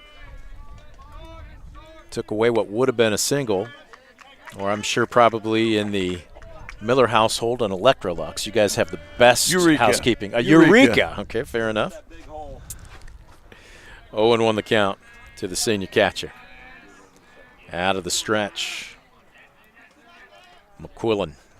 Whoa, and that one floats on him right in between the 1 and the 0 on Kuhlman's back. It's a good kind of pain, number 10, as he will drop down to first, and all of a sudden the bases are loaded, and here comes Coach Renoulet. It looks good on you, Jesse. That time, just a smart play there by Jesse Kuhlman. Instead of bailing out of the way, just kind of turns his back, takes it for the team, and now the bases are juiced here, and not an out yet here. I think we're going to have a move. There was a quick warm-up in the Tinora bullpen, and we are going to have a call to the bullpen brought to you by the Arthur Law Firm. Passionate, professional, and personal. Learn more at arthurlaw.com. We'll get the name and the stats on the new Rams hurler. It's 6-1 Tinora, but Fairview with their first threat of the afternoon. They've got the bases loaded with nobody out. We're back after this on DCTV Sports. Ohio is in a foster care crisis. Kids with real needs, medical, emotional, behavioral, are waiting for homes. Cornerstone Treatment Foster Care is looking for families ready to make a difference. You've thought about it, now it's time. Contact Cornerstone Treatment Foster Care today.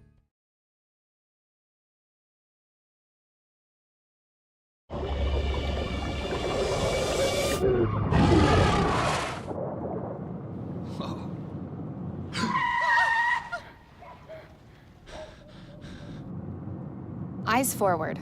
Don't drive distracted.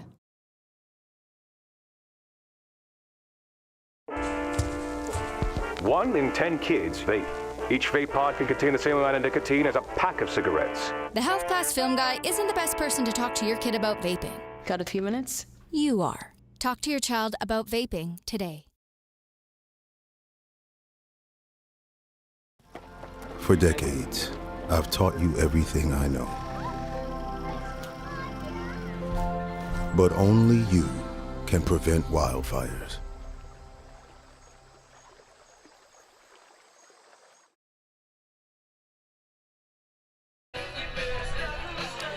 Back at Fairview, Coach Renoulet has elected to make a call to the bullpen, brought to you by Arthur Law Firm.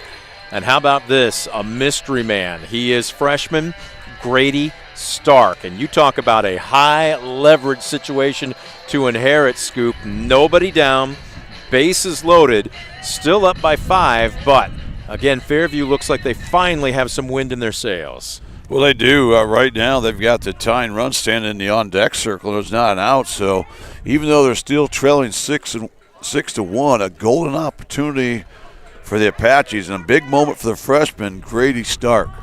As Shady Fritsch will dig in from the left side. Fritsch, a freshman himself, as he takes upstairs for ball 1. Now I'm scouring the rest of the field to see if McQuillan stayed in the game, and it's difficult to tell, folks. We are right behind home plate. I cannot tell. And our apologies, folks. We'll try and get a better bearing here at the end of this inning. As this one runs him inside, make it 2-0. Don't close the book on McQuillan just yet. He went 4 innings. He walked 1, he hit 1, did not strike out anybody. But he is also responsible for every Apache that's aboard right now. There's no place to put Fritsch. As this one, a good sinking fastball, strike 1. And I think Fritsch was taking a strike all the way.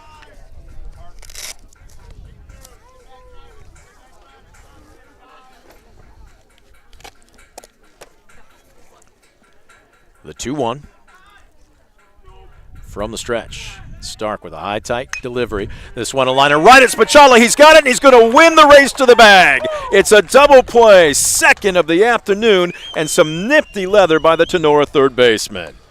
Wow, actually the third double play turned by the Apaches here, by the Rams here this afternoon.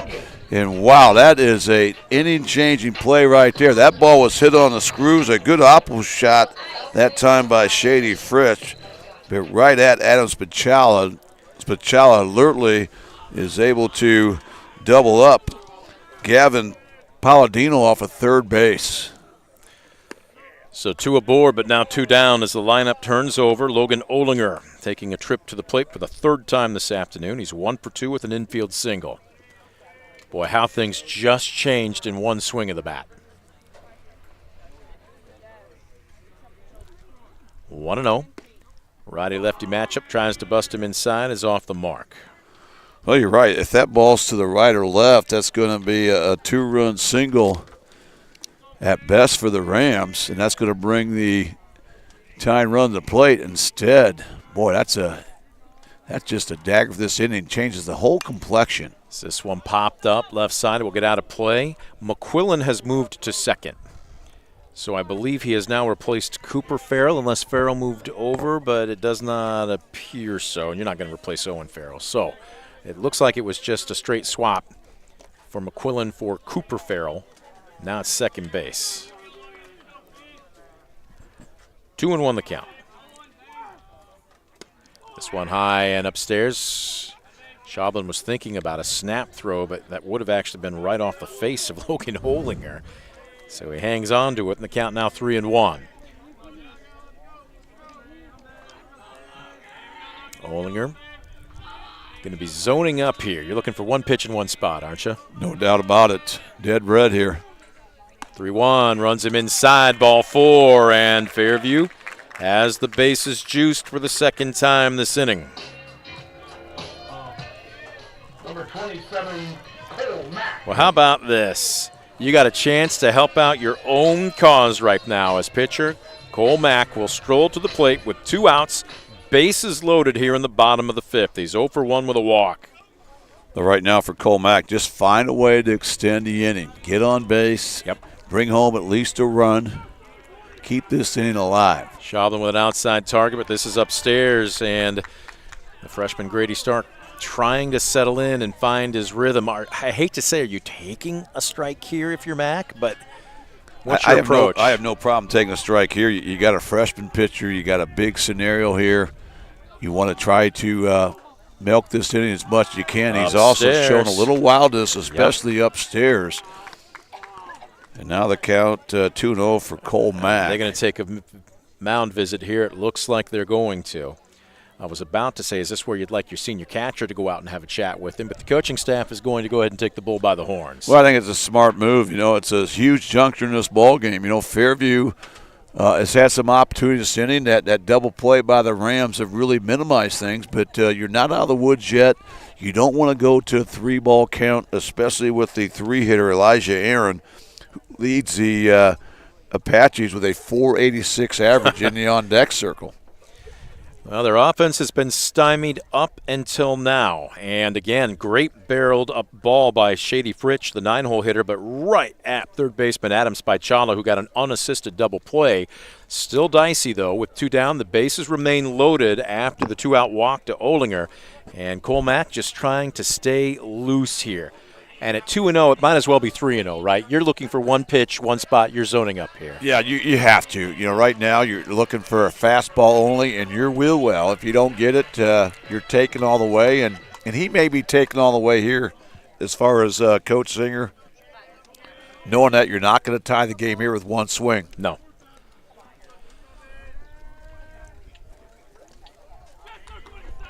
I mean, even if it went yard, you're still down by 1, and it would be something because Fairview only has 1 home run on this season as an aggregate. So right now, 2-0.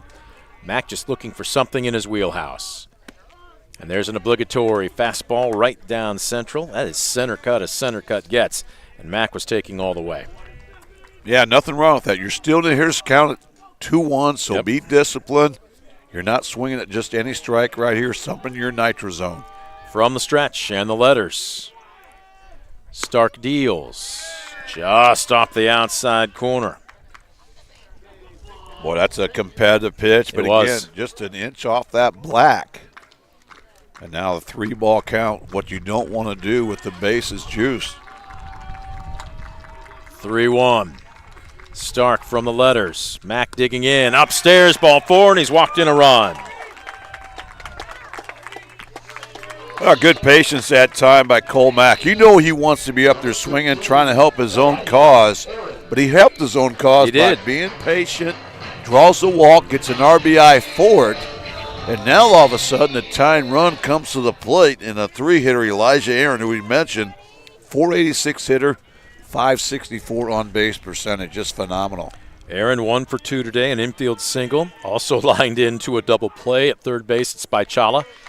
As the freshman misses upstairs, and there is now more action in the Tinora bullpen. Yeah, one of those 3 double plays. That one happened back in the first inning after Fairview had their first 2 hitters on base, the other an inning to go, and the third one happened in this 5th inning. 1-0. Stark deals. This one well hit to center field, but playable. Reynolds is there. He makes the catch, and that will do it for Fairview here in the bottom of the 5th. But not before the Apaches finally put something on the board. 2 runs on 2 hits, 1 error. What do we have, 2 left? Actually, bases left loaded, excuse me. Bases left juiced as we will head to the top of the 6th. 6-2 Rams. You're watching DCTV Sports. Estill Chevrolet Cadillac is this area's new and used car headquarters, earning your trust one satisfied customer at a time. Estill Chevrolet Cadillac, North Clinton Street in Defiance, and online at drivebobestill.com. For the past 70 years, Midwest Community Federal Credit Union has been your financial partner, helping you achieve your dreams and secure your future. Midwest Community Federal Credit Union, with locations in Defiance, Bryan, and Napoleon. Find out more at midwestcommunity.org. Simplify your everyday banking with convenient account options and digital banking features that fit your unique lifestyle. Premier Bank, everyday banking solutions designed for you. Explore solutions today at yourpremierbank.com. Visit Mark Moats Ford and check out some of the best new Ford models. Mark Moats Ford has been serving the Defiance community since 1916. Visit them today, County Road 424 in Defiance, and online at markmoatsford.com.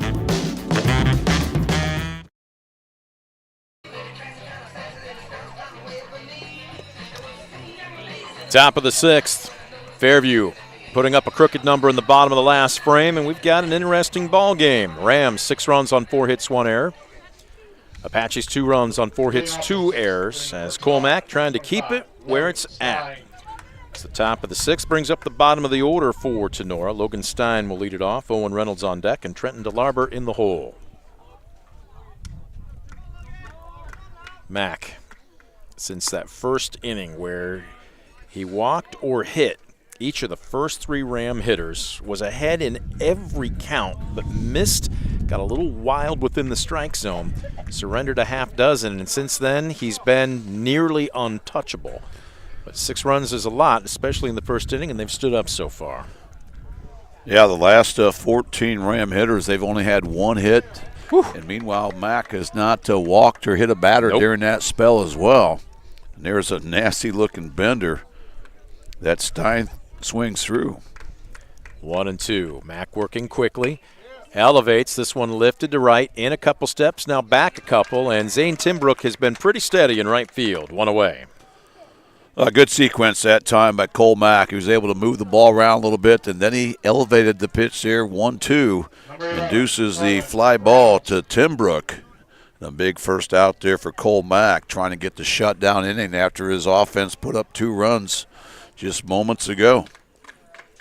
So here's Reynolds digging in. 0 for 2. He has grounded back to the pitcher and grounded out to third.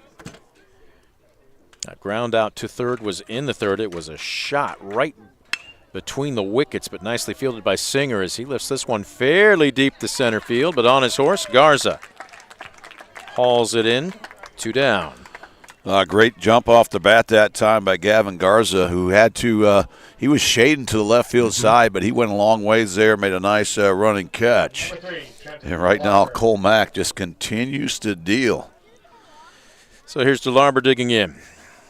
Laced a double to right field in the first, struck out looking a couple innings later as he pops this one up on the infield. Hauled in by Aaron, and it's a quick 1-2-3 inning. No runs, no hits, no errors, and nobody left the board. We'll head to the bottom of the sixth. Fairview's chasing 4 runs, and they've only got 6 outs left to do it. We'll see if they can continue what they started an inning ago, or if the freshman reliever, Grady Stark, can keep them at bay. Stick around and find out. We're back after this on DCTV Sports. Proudly serving the area with the highest quality contracting services for nearly 100 years. Baker Schindler Company of Defiance and Paulding. 419-782-5080. Online at baker-schindler.com.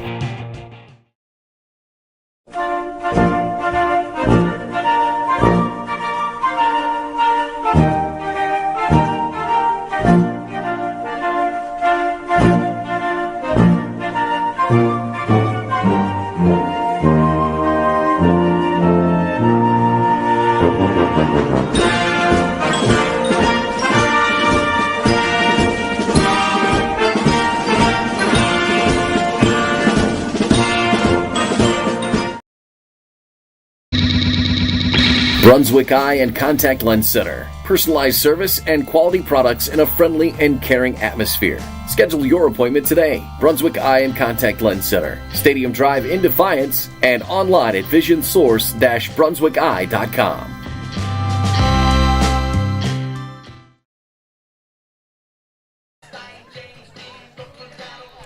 Bottom of the sixth, we welcome you back to Fairview. The sun's still peeking down through the clouds, but we're an hour and a half into this game, and kind of that low, hazy kind of late afternoon sun starting to cast some shadows across the diamond from left to right. Still plenty of daylight. They do not have lights here, so It's one of the beauties of high school ball, especially on an afternoon like today where you want to soak up a little bit of sun. We'll see if Fairview can continue what they did an inning ago, finally getting the offense going, putting a couple of runs across, as it will be 4, 5, and 6. Grinnell Dennis, Singer, and Palladino, as a good backdoor curve coming from freshman reliever Grady Stark is in there for a strike. Doubles him up, and the bottom almost fell out of that one, too. A swing and a miss. And I think maybe the nerves for the young freshman reliever are now subsiding. That's a good-looking hammer by Grady Stark, who does have a good fastball as well. But right now pitching backwards on top 0-2. The 0-2 tries to triple him up, and he got just a piece of it, but was hung on by Schablin, and that's going to be strike 3, a Premier Bank strikeout. How about Grady Stark? He's able to start out Grinnell Davis with 3 consecutive 12-6 curveballs that results in that Premier Bank strikeout and a big first out here by the Rams. So here's Singer digging in, 1 for 2. Single to lead off an inning ago, came around to score the first run of the game for the Apaches. Takes it bender, pops it up a mile high into right field. DeLarber has a beat on it, and he'll put the leather to it. 2 away. Now this is huge. Great dot by Grady Stark. You know, he had a little wildness there when he came out of the bullpen. Didn't have a long time to really warm up down the pen. Issued back-to-back walks to Ollinger and Mack, but now he's retired the last 3 Apache hitters he's seen, looking for a 1-2-3-6.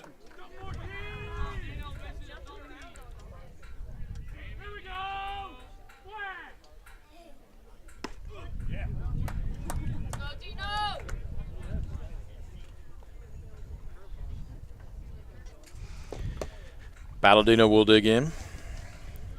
Left-handed DH, reached on an error an inning ago, but was doubled off after a tremendous snare on a line drive by third baseman Adam Spichala off the bat of Shady Fritsch, and that proved to be huge. Fairview was likely going to score at least one more, if not a couple. But again, the third baseman for Tinora, Spichala, has just been, I'm trying to think of an adjective, Scoop. Excellent. Beyond excellent. I mean, he has just been something special this afternoon. Well, he's special. We saw him on the basketball court. Yep. You know, he was first team all GMC. He's just a special all-around athlete. And again, understands the game. Not only made a good glove play, but a good high IQ play that really turned that inning around. 2-1 pulled, and on a second hop, it gets underneath Stein's glove. And thinking about it, but no sense in trying to stretch an extra 90 feet with 2 outs. Palladino reaches. Now, here's my question for you. Did Stein even get leather on that? How are you going to score that? That's an E3. Okay. He was in position. He should have just kind of bodied it up. He tried to make it a kind of an Ole perfect glove play. He didn't need to. You know, your job as a first baseman, keep the ball in front, flip it to Grady Stark coming over to cover. But that ball was hit well that time by Palladino, and right now the Apaches need to capitalize on every free base they can get. We're going to have a courtesy runner, as this is going to be number 23. Number 6. Am I seeing Gavin Garza, the sophomore, will run. So he was actually... Yeah, he's going to run basically for himself. He's going to take the DH out. He's already a starter, so this does not really count as a substitution for the Apaches. And Garza, as we know, has good wheels, but certainly not a stolen base scenario right here. You're down 4 runs late innings. I mean, if you can get second base, you'll take it where you can score on a hit, but you certainly don't want to risk an out at this point, down 4 in the late innings. So here's Tim Brook digging in, 1 for 2, lined a single that brought home a run an inning ago. Looking to keep the line moving. Decent lead at first by Garza. He's got a tremendous secondary lead. And right now, if you are Grady Stark, with 2 outs here, I don't want to say ignore the runner at first, but your concentration should be on the batter. Yeah, it has to be. You know, right now, that runner on first really means nothing. You want to keep the next batter off the bases. Just try to get out of this 6th inning unscathed. protect this 4-run lead. The 1-0, boy, fastball. He brought a little bit of heat, and it brushes Tim Brook back. 2 balls and no strikes. Well, Stark's got a great fastball, especially for a freshman. He's got a high upside. He's got a loose arm out there. You can see the sky's the limit for this young man. Just a matter of getting some confidence, locating those pitches, because his stuff is actually nasty out there. 2-0. Fastball, he was sitting on it, and he fouled it straight back. He wasn't guessing, but he just didn't get the sweet spot of the bat on it. Yeah, that's too bad. You're up in the count 2-0. When you get that fastball, you just don't want to miss it. But credit Stark. He had some pretty good velo behind that. Just a freshman. I'd love to see the gun on him. What do you think he's coming in, especially the fastball previous to that last pitch where it kind of brushed Tim Brook off the plate? He's definitely, 82, 83 right now. I mean, he certainly has a high upside.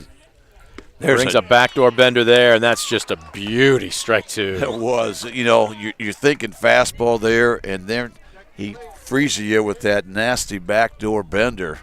And now we got 2s are wild here in the bottom of the 6th inning. 2 balls, 2 strikes, 2 outs. Runner at first. Swing and a miss. Boy, that had some bite. Bottom dropped out of that pitch, and Tim Brook wishes that he had that one back, as it's going to be a Premier Bank strikeout. And that will end the inning here in the bottom of the 6th. No runs on no hits, 1 error, and 1 left aboard. We'll head to the top of the 7th. Rams 6, Apaches 2. You're watching DCTV Sports.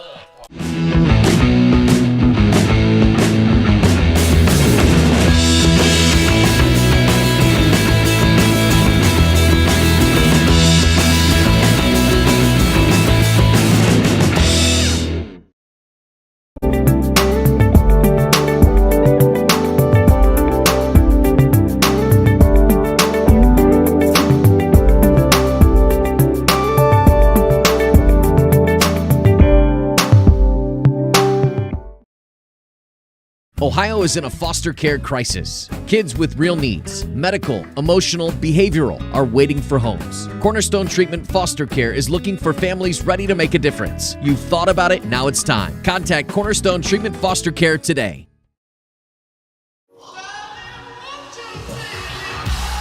Being your best isn't just about taking care of your body. It's about taking care of your mind and mental health. Find the resources you need to make your mental health a priority. Love your mind. Top Top of the 7th brings up the top of the order for the Tinora Rams as we welcome you back to Fairview. Brent Balbinot alongside Scoop Miller, DCTV Sports. Big mid-season Green Meadows Conference matchup between the top 2 teams in the conference, both entering today's contest unbeaten in GMC play. And right now, the Rams leading by 4, 6-2. As the top of the order, Mosier, Schaublin, and Bostelman scheduled to take their third, actually this is going to be the 4th trip of the afternoon for Mosier as the Rams hit around in that first inning. Well, it's hard to believe. Right now, both teams have 4 hits, but Fairview with the 6 runs in the first inning has really been in control this whole ball game. Oh, that's a beautiful attempt at spinning it on the back door, but it's just off the outside corner. Yeah, that's a great 0-2 pitch that time by Cole Mack. That's a pitch you're not going to get hurt with. You might get that wide strike call, try to come in the back door there. Quality pitch. Oh, there's a beauty. The bottom falls out of it. It's pounded down. This is going to be all or nothing, and Mack can't quite field it. That is frustration times a million for a pitcher. You make a quality pitch. The batter doesn't put much of the barrel on it, but he still puts it where you're not. Well, he made 4 quality pitches. He had him in a hole 1-2, and then he threw a filthy pitch there that's pounded into the ground, and he had to really hurry. Took his eye off the baseball as he's trying to pick it up. That'll go down as an infield single. Although I guess the official score, looking at the board, they're going to rule that an E1. Are you serious? They're going to, snap throw down to first, but a nice job to come off the bag by Grinnell Dennis. So, boy, not much home cooking there, as they're going to say Mack should have made the play. E1. I had it down as an infield single, too. Well, you got a guy like Mosier that just runs so well. I mean, that was going to be bang-bang at best. And Mack just trying to make a quick stab and a quick throw. And that's what speed will do. Yep. Well, Mosier, the first true base runner since the second inning. I know that McQuillan reached on an error, but he was immediately thrown out trying to stretch it into 2 bases. So out of the stretch for the first time in 3 1/3. Yeah, it's been an impressive streak here by Cole Mack, but now you have to really bow your neck. And there's a hit-and-run attempt. Well, he offered, according to home plate umpire Larry Killen, but that one squirts to the backstop and basically it does the effect of a sacrifice as an extra 90 feet. Mosier down to second base. Yeah, that time hit and run was on, but that's one of those things you kind of learn. You know, when the ball's in the dirt on hit and run, you don't have to really give yourself up on that. And now you're swinging away with a runner in scoring position. Olinger cheating over. He's almost on second base. Mack will give him a look, but comes. This one well struck into the left center field gap, and it will roll all the way to the wall. Garza finally on it, but it not nearly enough as the speedy Mosier rounds third. He will score. He very well may have scored from first on that anyway, but just the same, the wild pitch gets a run back for Tinora, and it's now 7-2. A great piece of hitting that time by Schaublin, who's able to drive home a run here with that nice gap shot. And the Apaches, after being pretty good defensively the last 5+ innings, they're struck for a big run here in the 7th. That's a huge insurance run for the Rams. Conversation on the mound. The question is, will a move be made? And it looks like it will. And Mack, understandably, is not happy. 1 inning. It cost him. He's been masterful for the rest of the way, but the senior will now put it in the hands of his teammates. We'll take a timeout for this Arthur Law Firm call to the bullpen. We'll get you the stats on the new Apache hurler when we come back. You're watching DCTV Sports. What's your number, kid? For decades, I've taught you everything I know. But only you can prevent wildfires.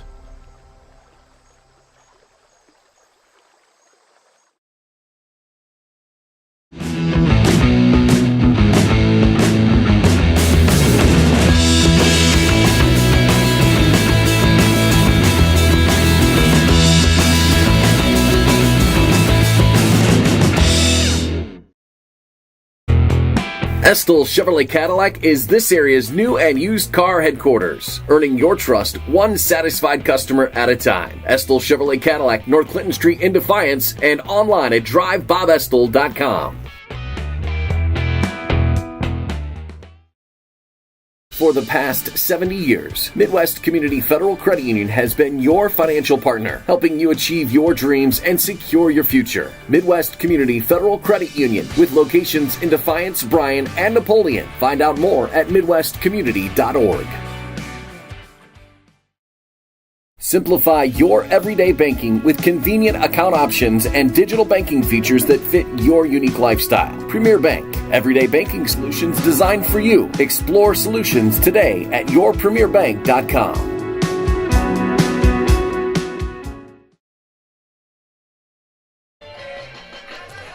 There you get a good look from our home plate camera as finishing his warm-ups, senior reliever Cash King is now on the bump for Fairview, as the Rams have already placed 1 run so far here in the top of the 7th to get back a little bit of insurance and stretch their lead back up to 5. Runner aboard, still nobody down for the 3rd hole, and DH Hunter Bostelman, who is hitless on the afternoon. However, he has been hit, and he scored one of those 6 runs back in the 1st inning. He's also grounded out to short and lined out to left as he takes a bender on the inside corner. Yeah, for Cash King, he's gone 14 innings, allowed only 6 hits. He does have 7 strikeouts and 5 walks, an ERA of 1.00, a 1-loss record of 2-0. He showed bunt there, and it looks like he did offer. Larry Killian, the home plate umpire, pointed at him, so 1-1. I like the idea. You try to get Schaublin there to third base with less than 2 outs. That'll force Fairview to bring their infield in, trying to cut down another insurance run by the Rams. King deals, and again, the sacrifice was on. This one fouled away, now 1-2. Now looking ahead for the Apaches in the bottom of the 7th, they're going to need at least 5. It will be 8, 9, and then the leadoff hitters, and then a slew more if they're going to get back into it. Kuhlman, Fritsch, and Olinger, but right now, King trying to keep it where it's at. The 1-2, Bostelman digging in. He's right on top of the plate. King gives the runner at second a look, deals, fouled straight back, and he got away with one. He hung one upstairs, and Bostelman, boy, he was talking to himself as he turned around. He wanted that one. Yeah, he did. That was a hanger all the way that stayed up there above the belt. And Bostelman would love to have that one back, but the count remains here 1-2. King out of the stretch. From the belt. Tries a slurve, but misses low and away. Well, the infield is back with the exception of Singer at third, who's about even with the bag. 2 balls, 2 strikes. This one ripped and diving, knocked down on the infield by Aaron. He'll keep it to an infield single, but that was a very difficult play. That was a shot that time off the bat of Bostelman. We'll see how they score that. I would think that's going to be an infield base hit. Number 2, Adam Spicella. And it is. That'll be the second hit of the inning here for the Rams, who have yet to record it out. So here's Spicella digging in. He's played some fantastic defense at third base. He's looking for his first hit of the afternoon. He's flown out twice to right. He's grounded out to short. He showed bunt there, but he pulled back.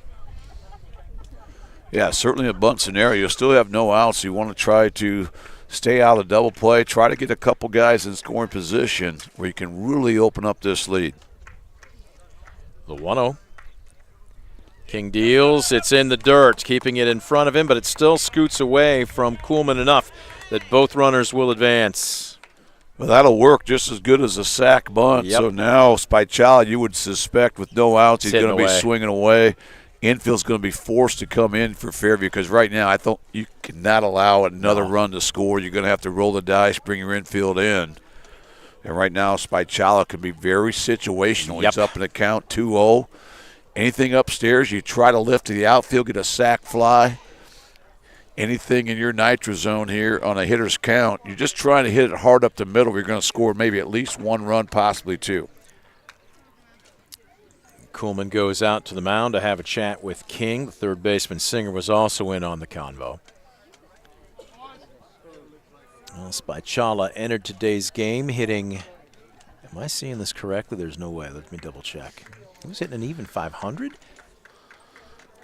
Not bad. On base percentage of 600. Yep. Just phenomenal. Well, with the infield drawn in, tack on about an extra 30 points to his batting average, but he's taken all the way here for strike 1. And like many of his teammates, he's right on top of the plate. King from the belt. Misses upstairs as he tried to hump a fastball across, and now Spicella in the driver's seat at 3-1. All right, now if you're Spicella, you got to be patient. Look for your pitch. You get it. You're certainly a free swinger right here, but you're not just swinging at any strike. It's got to be something that you can drive somewhere. King from the slide step. This one elevated and fouled straight back. Count full. If you're King, again, we haven't seen enough of him to know what his secondary stuff is. He's been missing upstairs with his heat, but he's been missing downstairs. If you're Spicella, you're sitting fastball, aren't you? You are, and I think if you're King, I think he's going to go with the deuce here. We'll see what happens on the payoff pitch. 3-2, he does, and he got him swinging, strike 3. That had a little bit of run. Well, they say cash is king, and it certainly was right there. As that time a nasty bender there on the payoff pitch, and that's a Premier Bank strikeout for Cash King. And the first out here for the Rams in the 7th inning. They say cash is king, but I've never seen Scoop use it. It's always his gold card. So it says VIP on it. One down, still not out of the woods. Here's McQuillan digging in, and he squares the bump. The sacrifice is on. This is a beauty up the first base line. Did it stay there? Yes, it did, and actually 2 runs are going to score now. Oh, my goodness. You can't do anything else than what Drayden Grinnell-Dennis did, and now do they throw that away? We're heading down to second base. Nobody was second base. Heads up play. I was marking 2 runs in my book, but in all honesty, there's nothing that Dennis could have done. You had to hope that ball was going to roll foul. That was the play to make, and it just hugged inside the chalk to stay fair. Wow. And again, credit to Rams. I love the small ball there. You know, you can never have enough runs against a team like Fairview that's scoring 11.9 runs per game. Whew. They go with the squeeze, and then the hustle play. Yep. As Grinnell-Dennis trying to let that ball roll foul. By the time he picks it up, 2 runners score for the Rams. And all of a sudden, the Rams up a touchdown here, 9-2. You know you're living a charmed life when you get that kind of play, and now there's going to be a meeting on the mound. And again, sometimes you just tip your cap to the opposition, don't you? There's nothing that Fairview could have done defensively other than hope that ball rolled foul, and it didn't. Yeah, that was a smart play to let it go. You know, you can't afford to give up a run. But again, that ball, credit the grounds crew here with that turf. That ball just stayed true there and never really deviated. And we'll have another pitching change coming up here for the Apaches. We're going to take an Arthur Law Firm call to the bullpen. ArthurLawFirm.com. Passionate, professional, and personal, just like Scoop Miller. 9-2 our score. Tinora with the lead, and still only 1 down here in the top of the 7th. We're back after this on DCTV Sports. Visit Mark Moats Ford and check out some of the best new Ford models. Mark Moats Ford has been serving the Defiance community since 1916. Visit them today.com.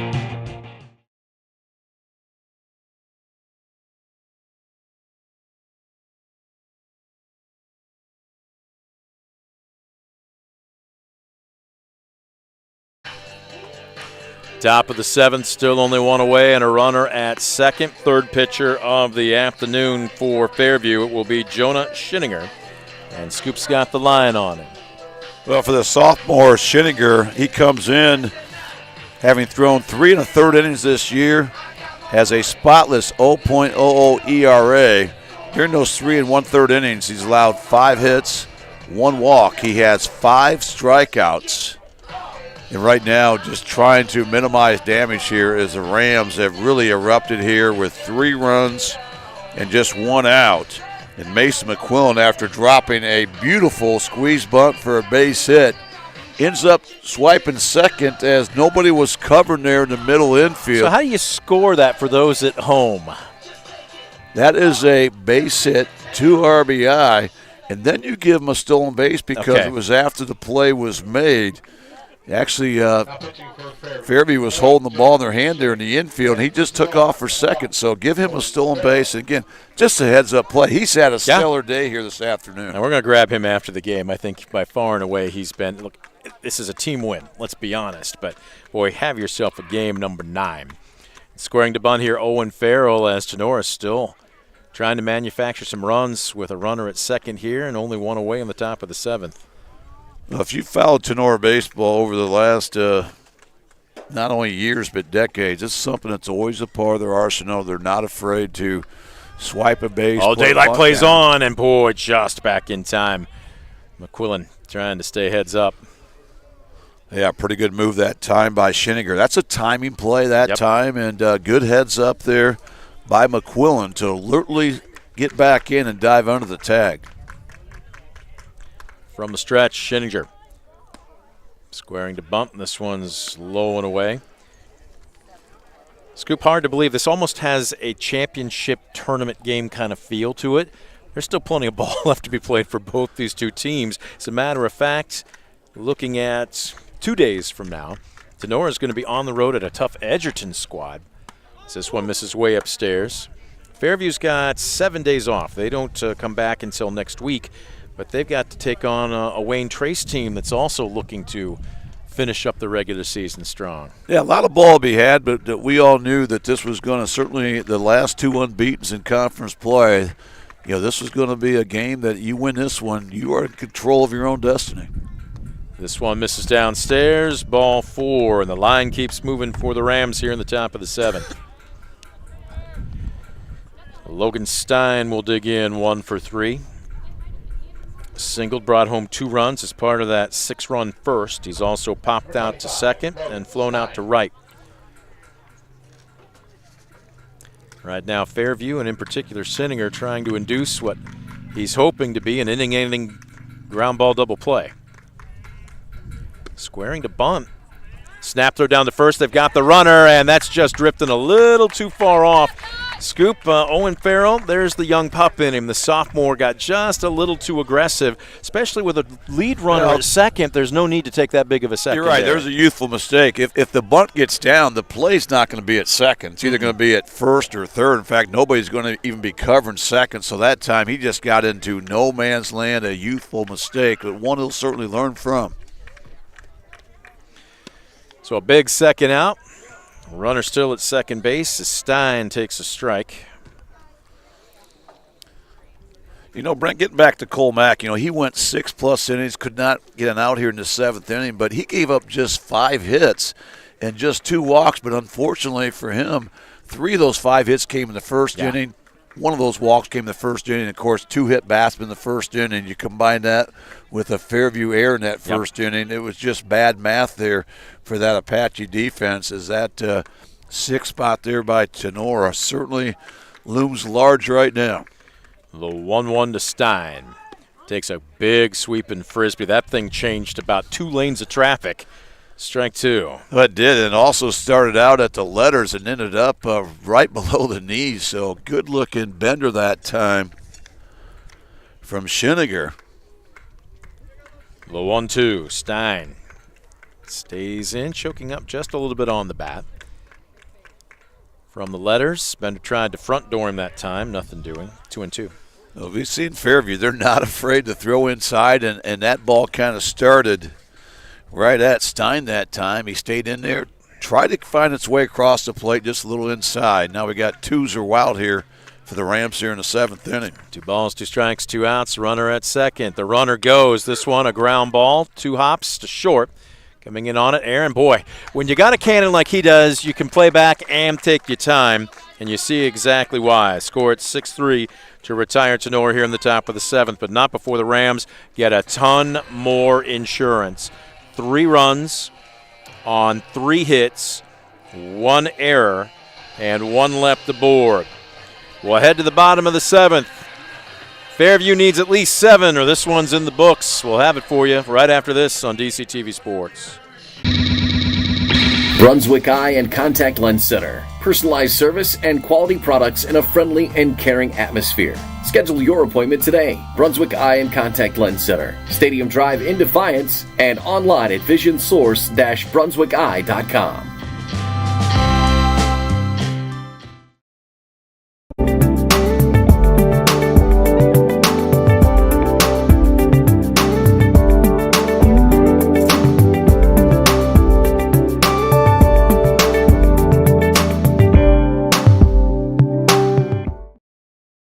Ohio is in a foster care crisis. Kids with real needs, medical, emotional, behavioral, are waiting for homes. Cornerstone Treatment Foster Care is looking for families ready to make a difference. You've thought about it, now it's time. Contact Cornerstone Treatment Foster Care today.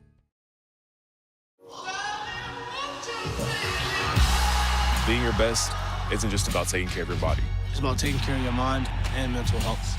Find the resources you need to make your mental health a priority. Love your mind.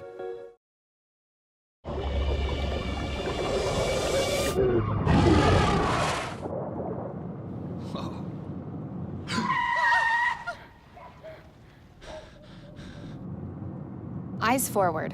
Don't drive distracted.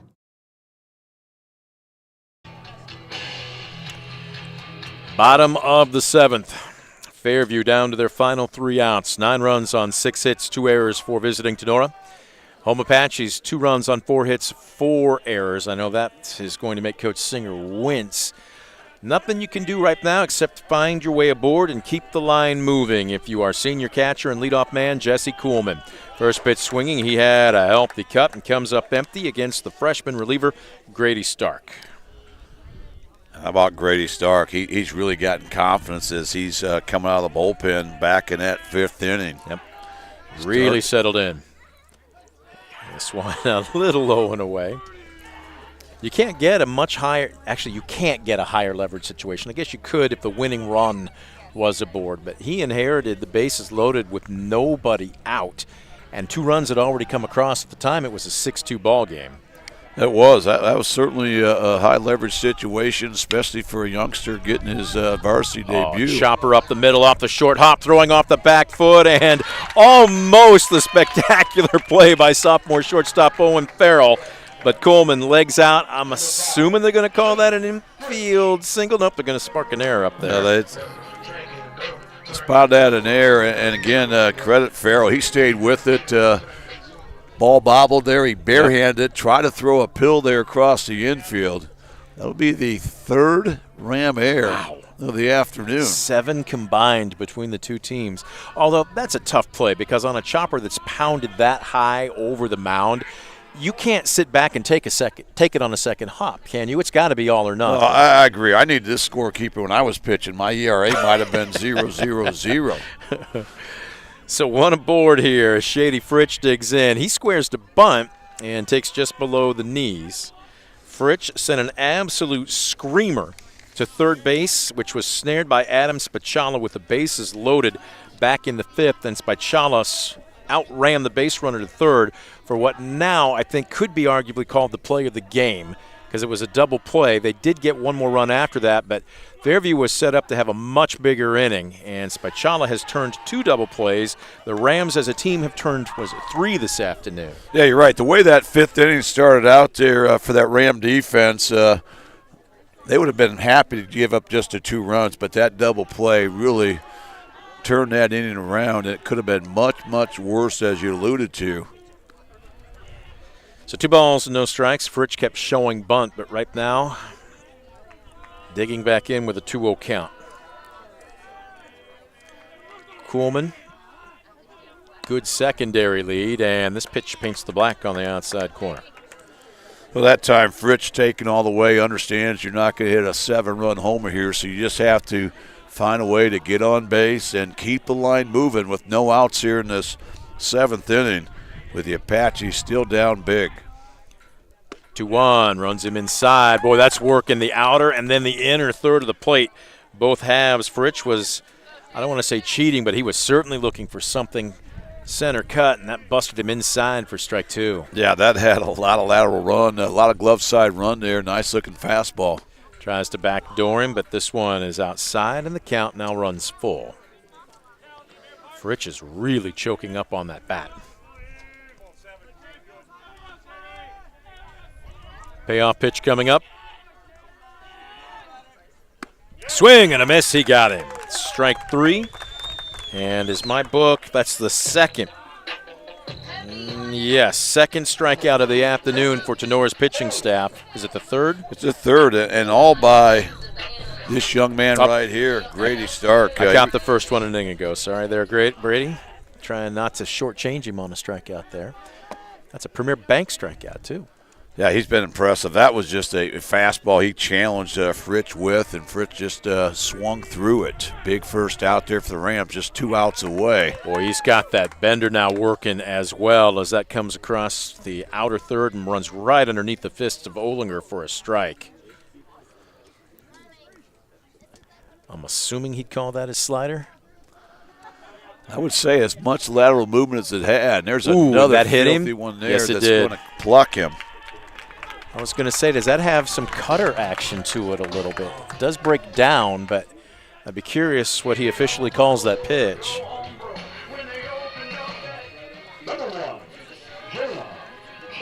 And could this be a discussion about whether or not he tried to get out of the way or if that really hit him? Home plate umpire Larry Killen said it went off his knee. So 2 aboard. It doesn't matter if it bounced and hit him or not. It's still going to be a hit batsman, and that clearly hit him. Maybe BR's coming out just as your point, did he make an attempt to get out of the way? But he had no chance to get out of the way. That ball had so much run to it, it just ate him up. But the Apaches will take it. They now have 2 aboard here with 1 out in the bottom of the 7th, trying to keep their hopes alive. So here's Schinniger digging in, hitting out of that pitcher spot now. Had a good, healthy cut, but fouls it away.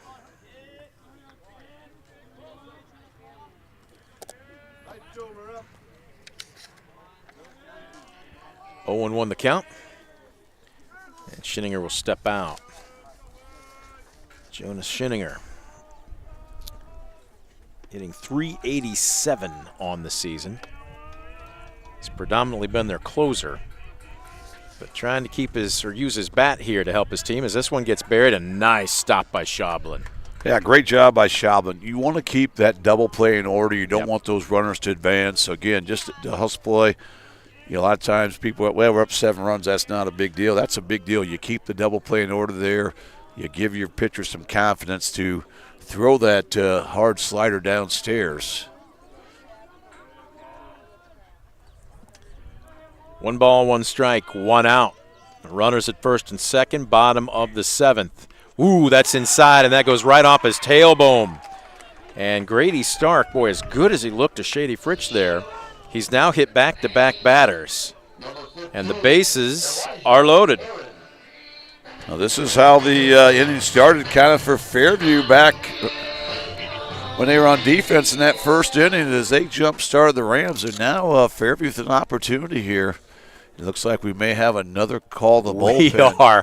I was thinking with a 7-run lead, maybe they'd let the freshman try and pitch his way out of it, but instead we are going to have an Arthur Law Firm call to the bullpen.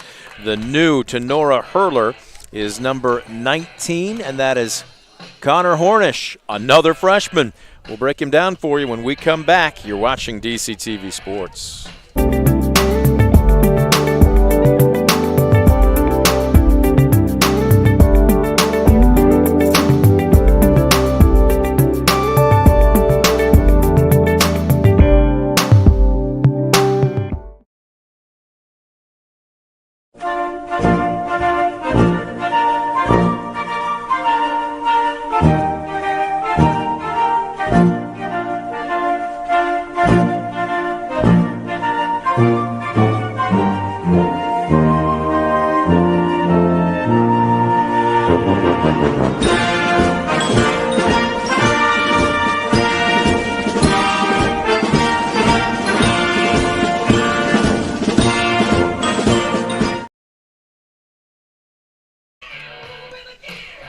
Back at Fairview, we are 2 hours and 5 minutes into this afternoon's ball game. That sun starting to cast some longer shadows from left to right now. Is not beginning to even come close to setting, but this is one of those parts of the day, depending on which direction your ball field faces. They made the smart move here not to go east-west at Fairview, but just kind of gives you an idea that we're working our way well into. Technically, you call this late afternoon. I'd call it early evening, but just the same, Tinora would like to get out of here at a reasonable time, so they have gone to the bullpen and brought in freshman Connor Hornish. Scoop, we don't have any stats on the young freshman, so break him down. What have you seen during his warm-ups here? Well, right now, from watching his warm-ups, he's a 3-pitch mix guy. He's got a fastball that's going to get up in the upper 70s. He's got a good 12-6 curveball. He also looks like he has confidence in a changeup. I've seen him throw a couple changeups here throughout his 8 warm-up pitches. So right now, he just has to pitch with a lead. He's got to attack the zone, cannot fall behind Fairview hitters. I think if you're Fairview, I think you make him maybe throw a strike or so. You got a youngster in a big moment for him with the bases loaded and just 1 out. Now, wait a minute. This is 19, so this is Bostelman? Did I misread the number here? I see Connor Hornish. 19 is Hunter Bostelman. So, which makes much more sense. Bostelman has been the workhorse of the staff. He's gone 19 in the 3rd innings, giving up just 3 earned runs, has a 3-1, 1-loss record. So the The roster I was looking at was inaccurate, but it's a good thing he was actually in the game because we can check our book here and do a little cross-referencing. Yeah, this is not a safe situation, the fact they're up 7. So, Hunter Bostelman, our apologies. Now do your job. 2-1 the count right now. Bases loaded with only one out. Fairview trailing 9-2. If you're Bosselman, you don't want to get too high of a pitch count. He's a guy that's probably going to pitch Thursday when the Rams go to Bulldog country to take on Edgerton. 3-1, chopper to short. This could be 2. They'll go to second for 1. The relay thrown up the right field line. That's going to score 2. Kuhlman came home to score. And was that Scheninger that came around as well? Should have been Ollinger. Ollinger, excuse me, not Scheninger. So, 1 out for 2 runs makes it 9-4. But what that does is make it look a little bit closer. If you're Fairview, that means that the tying run would still be in the on-deck circle if you loaded them up. So they still have a ways to go. Yeah, the Rams more than happy to get it out there, even though they gave up 2 runs. They're still up by 5 here, now just 1 out away. But as they say, this is always the toughest out in baseball. Yep.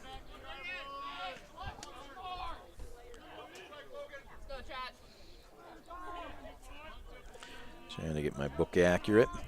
1-0 the count. And Drayden Grinnell Dennis digging in. A lefty on the afternoon, struck out swinging his last trip up. Hit into a 6-3 double play back in the 4th, then grounded out 6-3 in the 1st. Takes strike on the outside corner.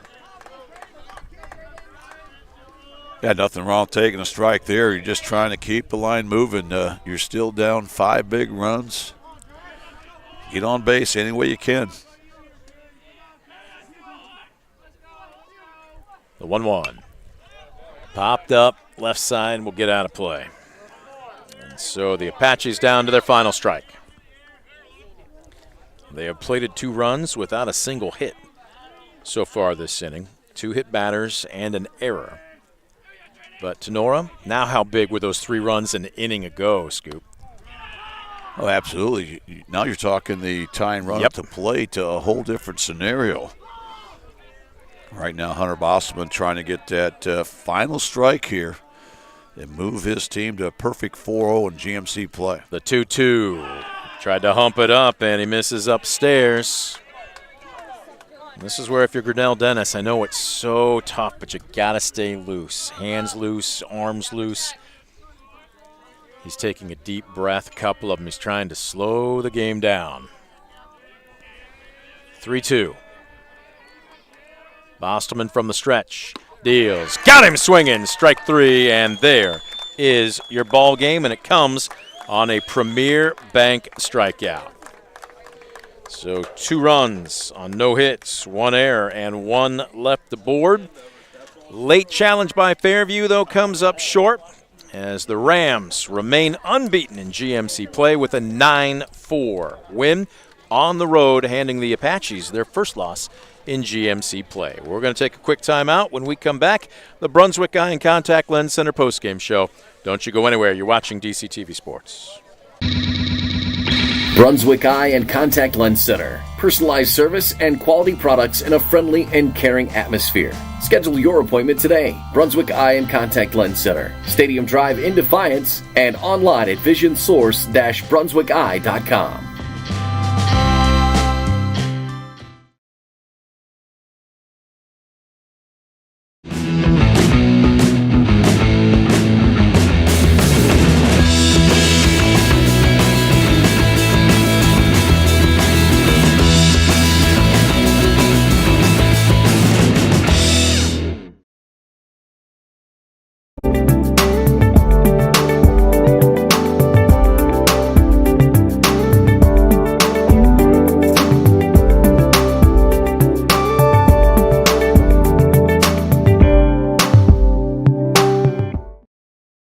Ohio is in a foster care crisis. Kids with real needs, medical, emotional, behavioral, are waiting for homes. Cornerstone Treatment Foster Care is looking for families ready to make a difference. You've thought about it, now it's time. Contact Cornerstone Treatment Foster Care today.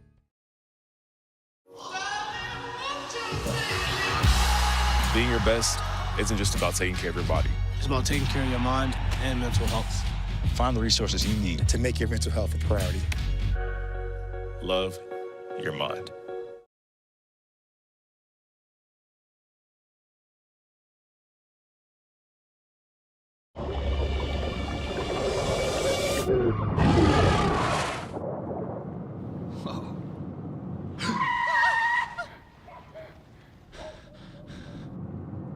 Eyes forward. Don't drive distracted.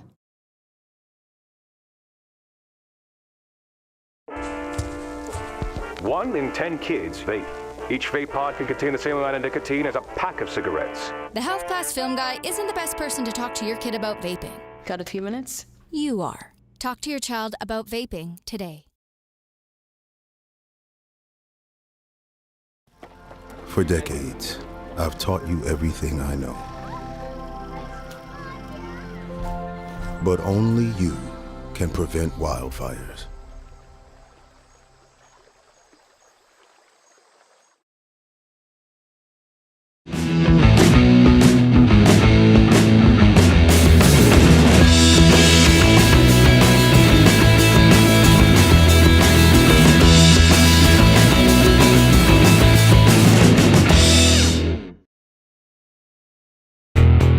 Estill Chevrolet Cadillac is this area's new and used car headquarters, earning your trust one satisfied customer at a time. Estill Chevrolet Cadillac, North Clinton Street in Defiance, and online at drivebobestill.com.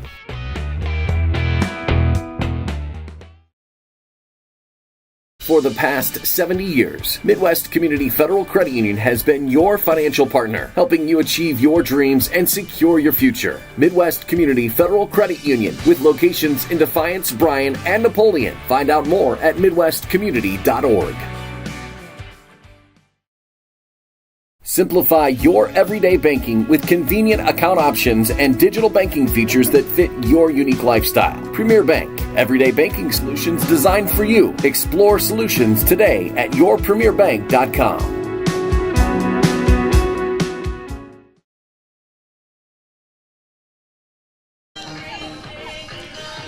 Back at Fairview, the Brunswick Eye and Contact says it just doesn't roll off the tongue. The Brunswick Eye and Contact Lens Center post-game show. How's that sound? And I'll maybe get new glasses next time I get an upgrade in my prescription. Brent Balbanon alongside Scoop Miller, as this was a matchup of GMC heavyweights. Both teams undefeated. Fairview hosting Tinora, but a 6-run first inning for the Rams did more than stand up. Fairview made a late run, picking up a couple runs, in the 6th, and then picked up 2 in the 5th and 2 in the 7th, but it just wasn't enough as the final score 9-4. Scoop, I know this feels like the end of the season, but it's really not. There's still a lot of ball left to be played. So what do you tell your teams right now? Let's start with Coach Renoulet and Tinora. Well, for Coach Renoulet, he's got to be proud of his guys because they came to play. They had a great team effort. They got it done on the defensive side. Their pitching was outstanding. They took advantage of opportunities that Fairview gave them. So I think the message has to be, guys, this is a good win, but we want to run the table in GMC. Yep. So we've got a lot of work to do. Our goal is to get better day in, day out. They got better today, but now they want to get better when they go to Edgerton on Thursday. Again, if you're Coach Singer, what are you telling your team? Well, if Coach Singer, you got to bounce back. It's baseball, so you have to come back, win the next one. Didn't get the outcome you wanted, but again, you've got a lot of games ahead of you, so again, you got to right the ship. Learn from this tough loss here this afternoon. Grab a headset, Scoop. We're going to have VIP stand in the middle. Mr. McQuillan, I'll tell you what, do a little limbo, and there you go. Mason McQuillan, we had him down for, 4 innings, 4 hits allowed, just a couple of runs. Walked 1, hit 1, no strikeouts, and did a great job of pitching to contact here this afternoon. Congratulations to you. Thank you, guys. I appreciate it. All right, so walk us through this. Couple of heavyweights, couple of unbeatens coming into this one. It had certainly a postseason kind of feel to it. Sure. But what was the coach's message? What was the team's attitude coming into this one? We just wanted to win another GMC game. I mean, this is what we're looking for all year. This is a big game for us, and we wanted it. We wanted it bad, so I was happy to get this one. So basically, how did it feel? You go out there to take the bump there to start in the first inning. You're looking at a 6-run lead. Yeah. How'd that help your mindset here this afternoon? I can't thank my teammates enough, man. I really appreciate it. It's much easier to pitch when that's up there. So I was going to say, it couldn't have been scripted any better in that first inning for you, but at the same time, you still had to go out and slow the game down, take care of business. This was a heavy-hitting Fairview team. You seemed to work both halves of the plate very well this afternoon. What was the scout? Just fill the strike zone. I mean, make these guys hit it. I'm confident in my defense out there, so I was confident they were going to make plays, and they did, for sure. So. Well, Mason, as good as your pitching was, you didn't give it up an earned run. No. The fact that maybe you'd like to have a couple batters back, but again, you were outstanding. But you also got on base all 4 times, and walk us through that squeeze bunt there that drove home 2 big runs. I know. I mean, BR's been counting on me to lay it on a bunt every once in a while, so I was happy to get that one down. That was a big one. Coach Reynolds is standing behind you. We'll see if he actually backs you up on that one. He's smiling right now. We're talking offense. We're talking you on the mound, but how about some fancy leather by your defense this afternoon? 3 double plays, 2 by Spichala at third. Can you just talk about not having the pressure to have to strike out a bunch of guys, but pitching to contact, like you said? Yeah, pitching to contact's huge. I mean, makes me work not as hard. So I can't thank those guys enough. Okay, right now the Rams sitting 4-0, but still a lot of games to be had in the GMC. You know, what's the mindset of you guys? You got a big win here tonight, no question about it, but you know the GMC is going to be tough. For sure. How do you stay focused from here on out? We're going to enjoy this win tonight. Then tomorrow is a new day. We're going to focus on Edgerton. So it's another big GMC game. Enjoy it at least on the bus ride home, will you? For sure. Congratulations to you. Great job. Congratulations, Mason McQuillan joining us as he's going to hand that headset off. It's a track meet. Coach Reynolds is going to run the anchor leg here for our postgame show. Coach, all smiles. My goodness. You know, what a humble young man. He did everything but take credit. He was the quickest to go ahead and give it to everybody else. Yeah, good. Yeah, that's the type of kid he is. As I told you before the game, they're just a bunch of nice kids. They played hard today, though. Walk us through the mindset, because he was talking about it. This had a postseason feel to it. It did. You got the 2 heavyweights, both unbeaten. There's still a lot of ball left to be played, but what was your message to your team, and how proud of you how they handled the mental side of things today? I'm very proud of them. You know, they're a lot of seniors, and they've been through this, so they know the approach that has to be taken, and they did that today. It started with Mason on the mound throwing strikes and getting outs, and I thought early in the game we played tremendous defense for him. Well, you really did, but I like the offensive approach there in that first inning. I mean, you're going against a guy like Colmack who's really crafty. He doesn't overpower you, but he really keeps you off stride. But I liked your approach. Looked like you guys crowd the plate there a little bit. You took advantage when he went inside. You wore a couple, and then you were so opportunistic. You had that walk, 2-hit batsman, but you had 3 big hits in the first inning. That was half your hits, but more than enough to get done today. Yeah, and it was from our 6, 7, and 9 hitters. Yeah. And those kids, actually Logan Stein, that was his first hit. I said, great time to have your first hit. And that was Mason's first bunt he's ever had down, so it's a good time to have that. So we did some things, and we really worked hard yesterday. We had our coaches throwing for about 30 feet, and they were throwing as hard as they could with breaking balls, and our whole thing was we can't strike out. Can't strike out. I think we struck out twice. Yep. We can live with that. And then we worked. I had the machine out, and we worked all on bunting. So, and those things worked today. So it does, when you practice well, sometimes it does carry over. Walk us through the overall approach. I know each kid is different. Everybody's got a different swing. Some guys are quicker, shorter to the ball than others. But what really impressed me today was how most of your guys were on top of the plate. Is that just kind of a baseline for you guys to operate to take away that inner third? Yeah, we do. And if they throw it inside, you'll wear it. We better get hit. A couple of times we got out of the way, and I yelled at them, you got to get hit. That's what you're standing there for. So, Coach, talking about your defense a little bit. We mentioned already, you know, you had 3 big-time double plays that really kind of took Fairview out of some innings. But I like how you stayed aggressive. Even though you were up 6 early, you did a good job of holding runners tight, not giving up extra 90 feet. And, again, I like the mindset there. You could not tell the scoreboard what you guys were playing. They were really locked in. Well, Scoop, if you've seen us play, you know it's never over. we can have a bad inning real quick. Now, we told you, I think before, with Bell Fountain last year, no outs or 2 outs, nobody on in the bottom of the 6th, and we're up 5 runs, and they scored 12 runs. So we know it's never over. So you gotta keep doing what we do. Speaking of never over, this has an end-of-season feel to it. There's a ton of baseball left to be played. What's your message to your team about maintaining consistency? That this means nothing if we don't go to Edgerton and play well. So we got a day to practice again, which is good, and prepare for Edgerton, and it doesn't mean anything if we go there and lay an egg. This conference is a meat grinder, isn't it? Yeah, it's good. It's good, and there's a lot of good teams this year. All right, well, congratulations. At least enjoy it on the bus ride home, will you? We will. Thank Coach you. Reneleon smiles as Tinora wins 9-4 here at Fairview. We're going to take one last time out. We'll put a wrap on the Brunswick Eye and Contact Lens Center postgame show. Don't go anywhere. We're back after this on DCTV Sports. Simplify your everyday banking with convenient account options and digital banking features that fit your unique lifestyle. Premier Bank, everyday banking solutions designed for you. Explore solutions today at yourpremierbank.com.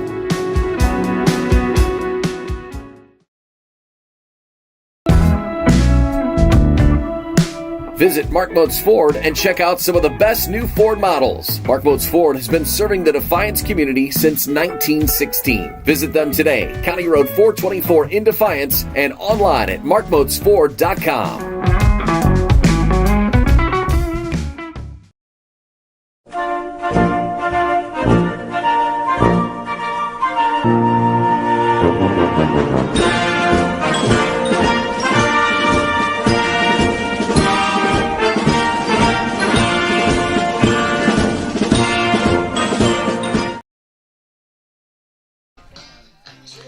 Back at Fairview, putting a wrap on the Brunswick Eye and Contact Lens Center postgame show. Brent Balbinot alongside Scoop Miller. 9-4. Tinora wins. Look, to say one of these two teams obviously was going to remain unbeaten. If you would have said prior to the game Fairview would have held home court or home field advantage, nobody would have been surprised. If you would have said Tinora would come on the road and pick up a win, you would have probably said nobody would be surprised. But it's how this game played out, Scoop. 6 runs for the Rams in the top of the first, staking McQuillan to an early lead. 7 combined errors for both teams, and a 9-4 score. I think you and I were thinking this might be 2-1, maybe 3-2. It just goes to show you on any given night you can win in any different way. Well, you're right. It's baseball. Not what we expected, but credit Fairview. I thought they were very opportunistic. They only had 6 hits in the ball game, but they got 3 in that first inning. So you combine that with a Fairview error in the first inning and 2 hit batsmen and a walk. Boy, that spelled doom right away. They put up that 6 spot, and then they've got some solid pitching. Certainly used the bullpen effectively, I thought, and played a little small ball. Yep. As Brent was saying, they knew you got to keep playing. You can't take innings off. You can't take batters off. They kept grinding things out. They found a way to get some big insurance runs late, and they made it hold up. And they moved to 4-0 in the GMC.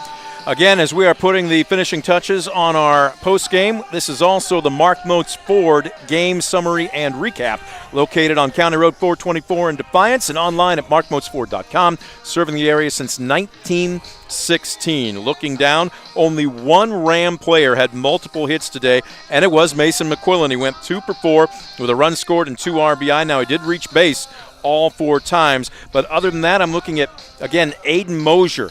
Couple of walks, reached on an error. I'm looking down at Alex Schoblin. Again, a couple of runs scored with 1 hit, but he wore 1. Any way you get aboard, you don't get style points as long as you bring runs home. Well, you don't, and it was a total team effort. You know, they got production 1 through 9. No numbers are going to really jump off the page at you, but their defense was spectacular. I mean, you turned 3 double plays. Yep. Boy, that's good math, your pitcher. And then, again, they were opportunistic, took advantage of the freebies that Fairview gave them. Fairview out of character. 4 errors here this afternoon, something they're certainly going to have to clean up here if they want to try to stay in the hunt for a GMC title. But credit goes to Tinora. They got that big inning early, and they made it stand up. On the flip side of the plate for the Apaches, Logan Olinger, their leadoff man, again hit by a pitch, a walk, and an infield single. I'm looking at Cole Mack, again, a couple of walks. Schillinger, who came in to hit late for himself in that spot, wore 1. But again, when you're down by 6 runs early, it just changes what you can do. And I know it's going to be difficult for Cole Mack, who goes 6 innings, walks 2, strikes out 2, hits 2. He was a completely different pitcher. He was himself after that first inning. If you're Coach Singer, you just got to tell him to flush it because they're going to need him the rest of the way. They are, and he's a solid pitcher. We saw that for 5+ innings there. He's a really solid pitcher. I mean, when he has all his pitches working, good luck trying to hit that young man. But again, credit to Tinora. I thought they had some quality at bats. When he had them in negative counts there in that first inning, they found a way to wear a couple. They took advantage of the walk and then an error at the wrong time, I think, for the Apaches.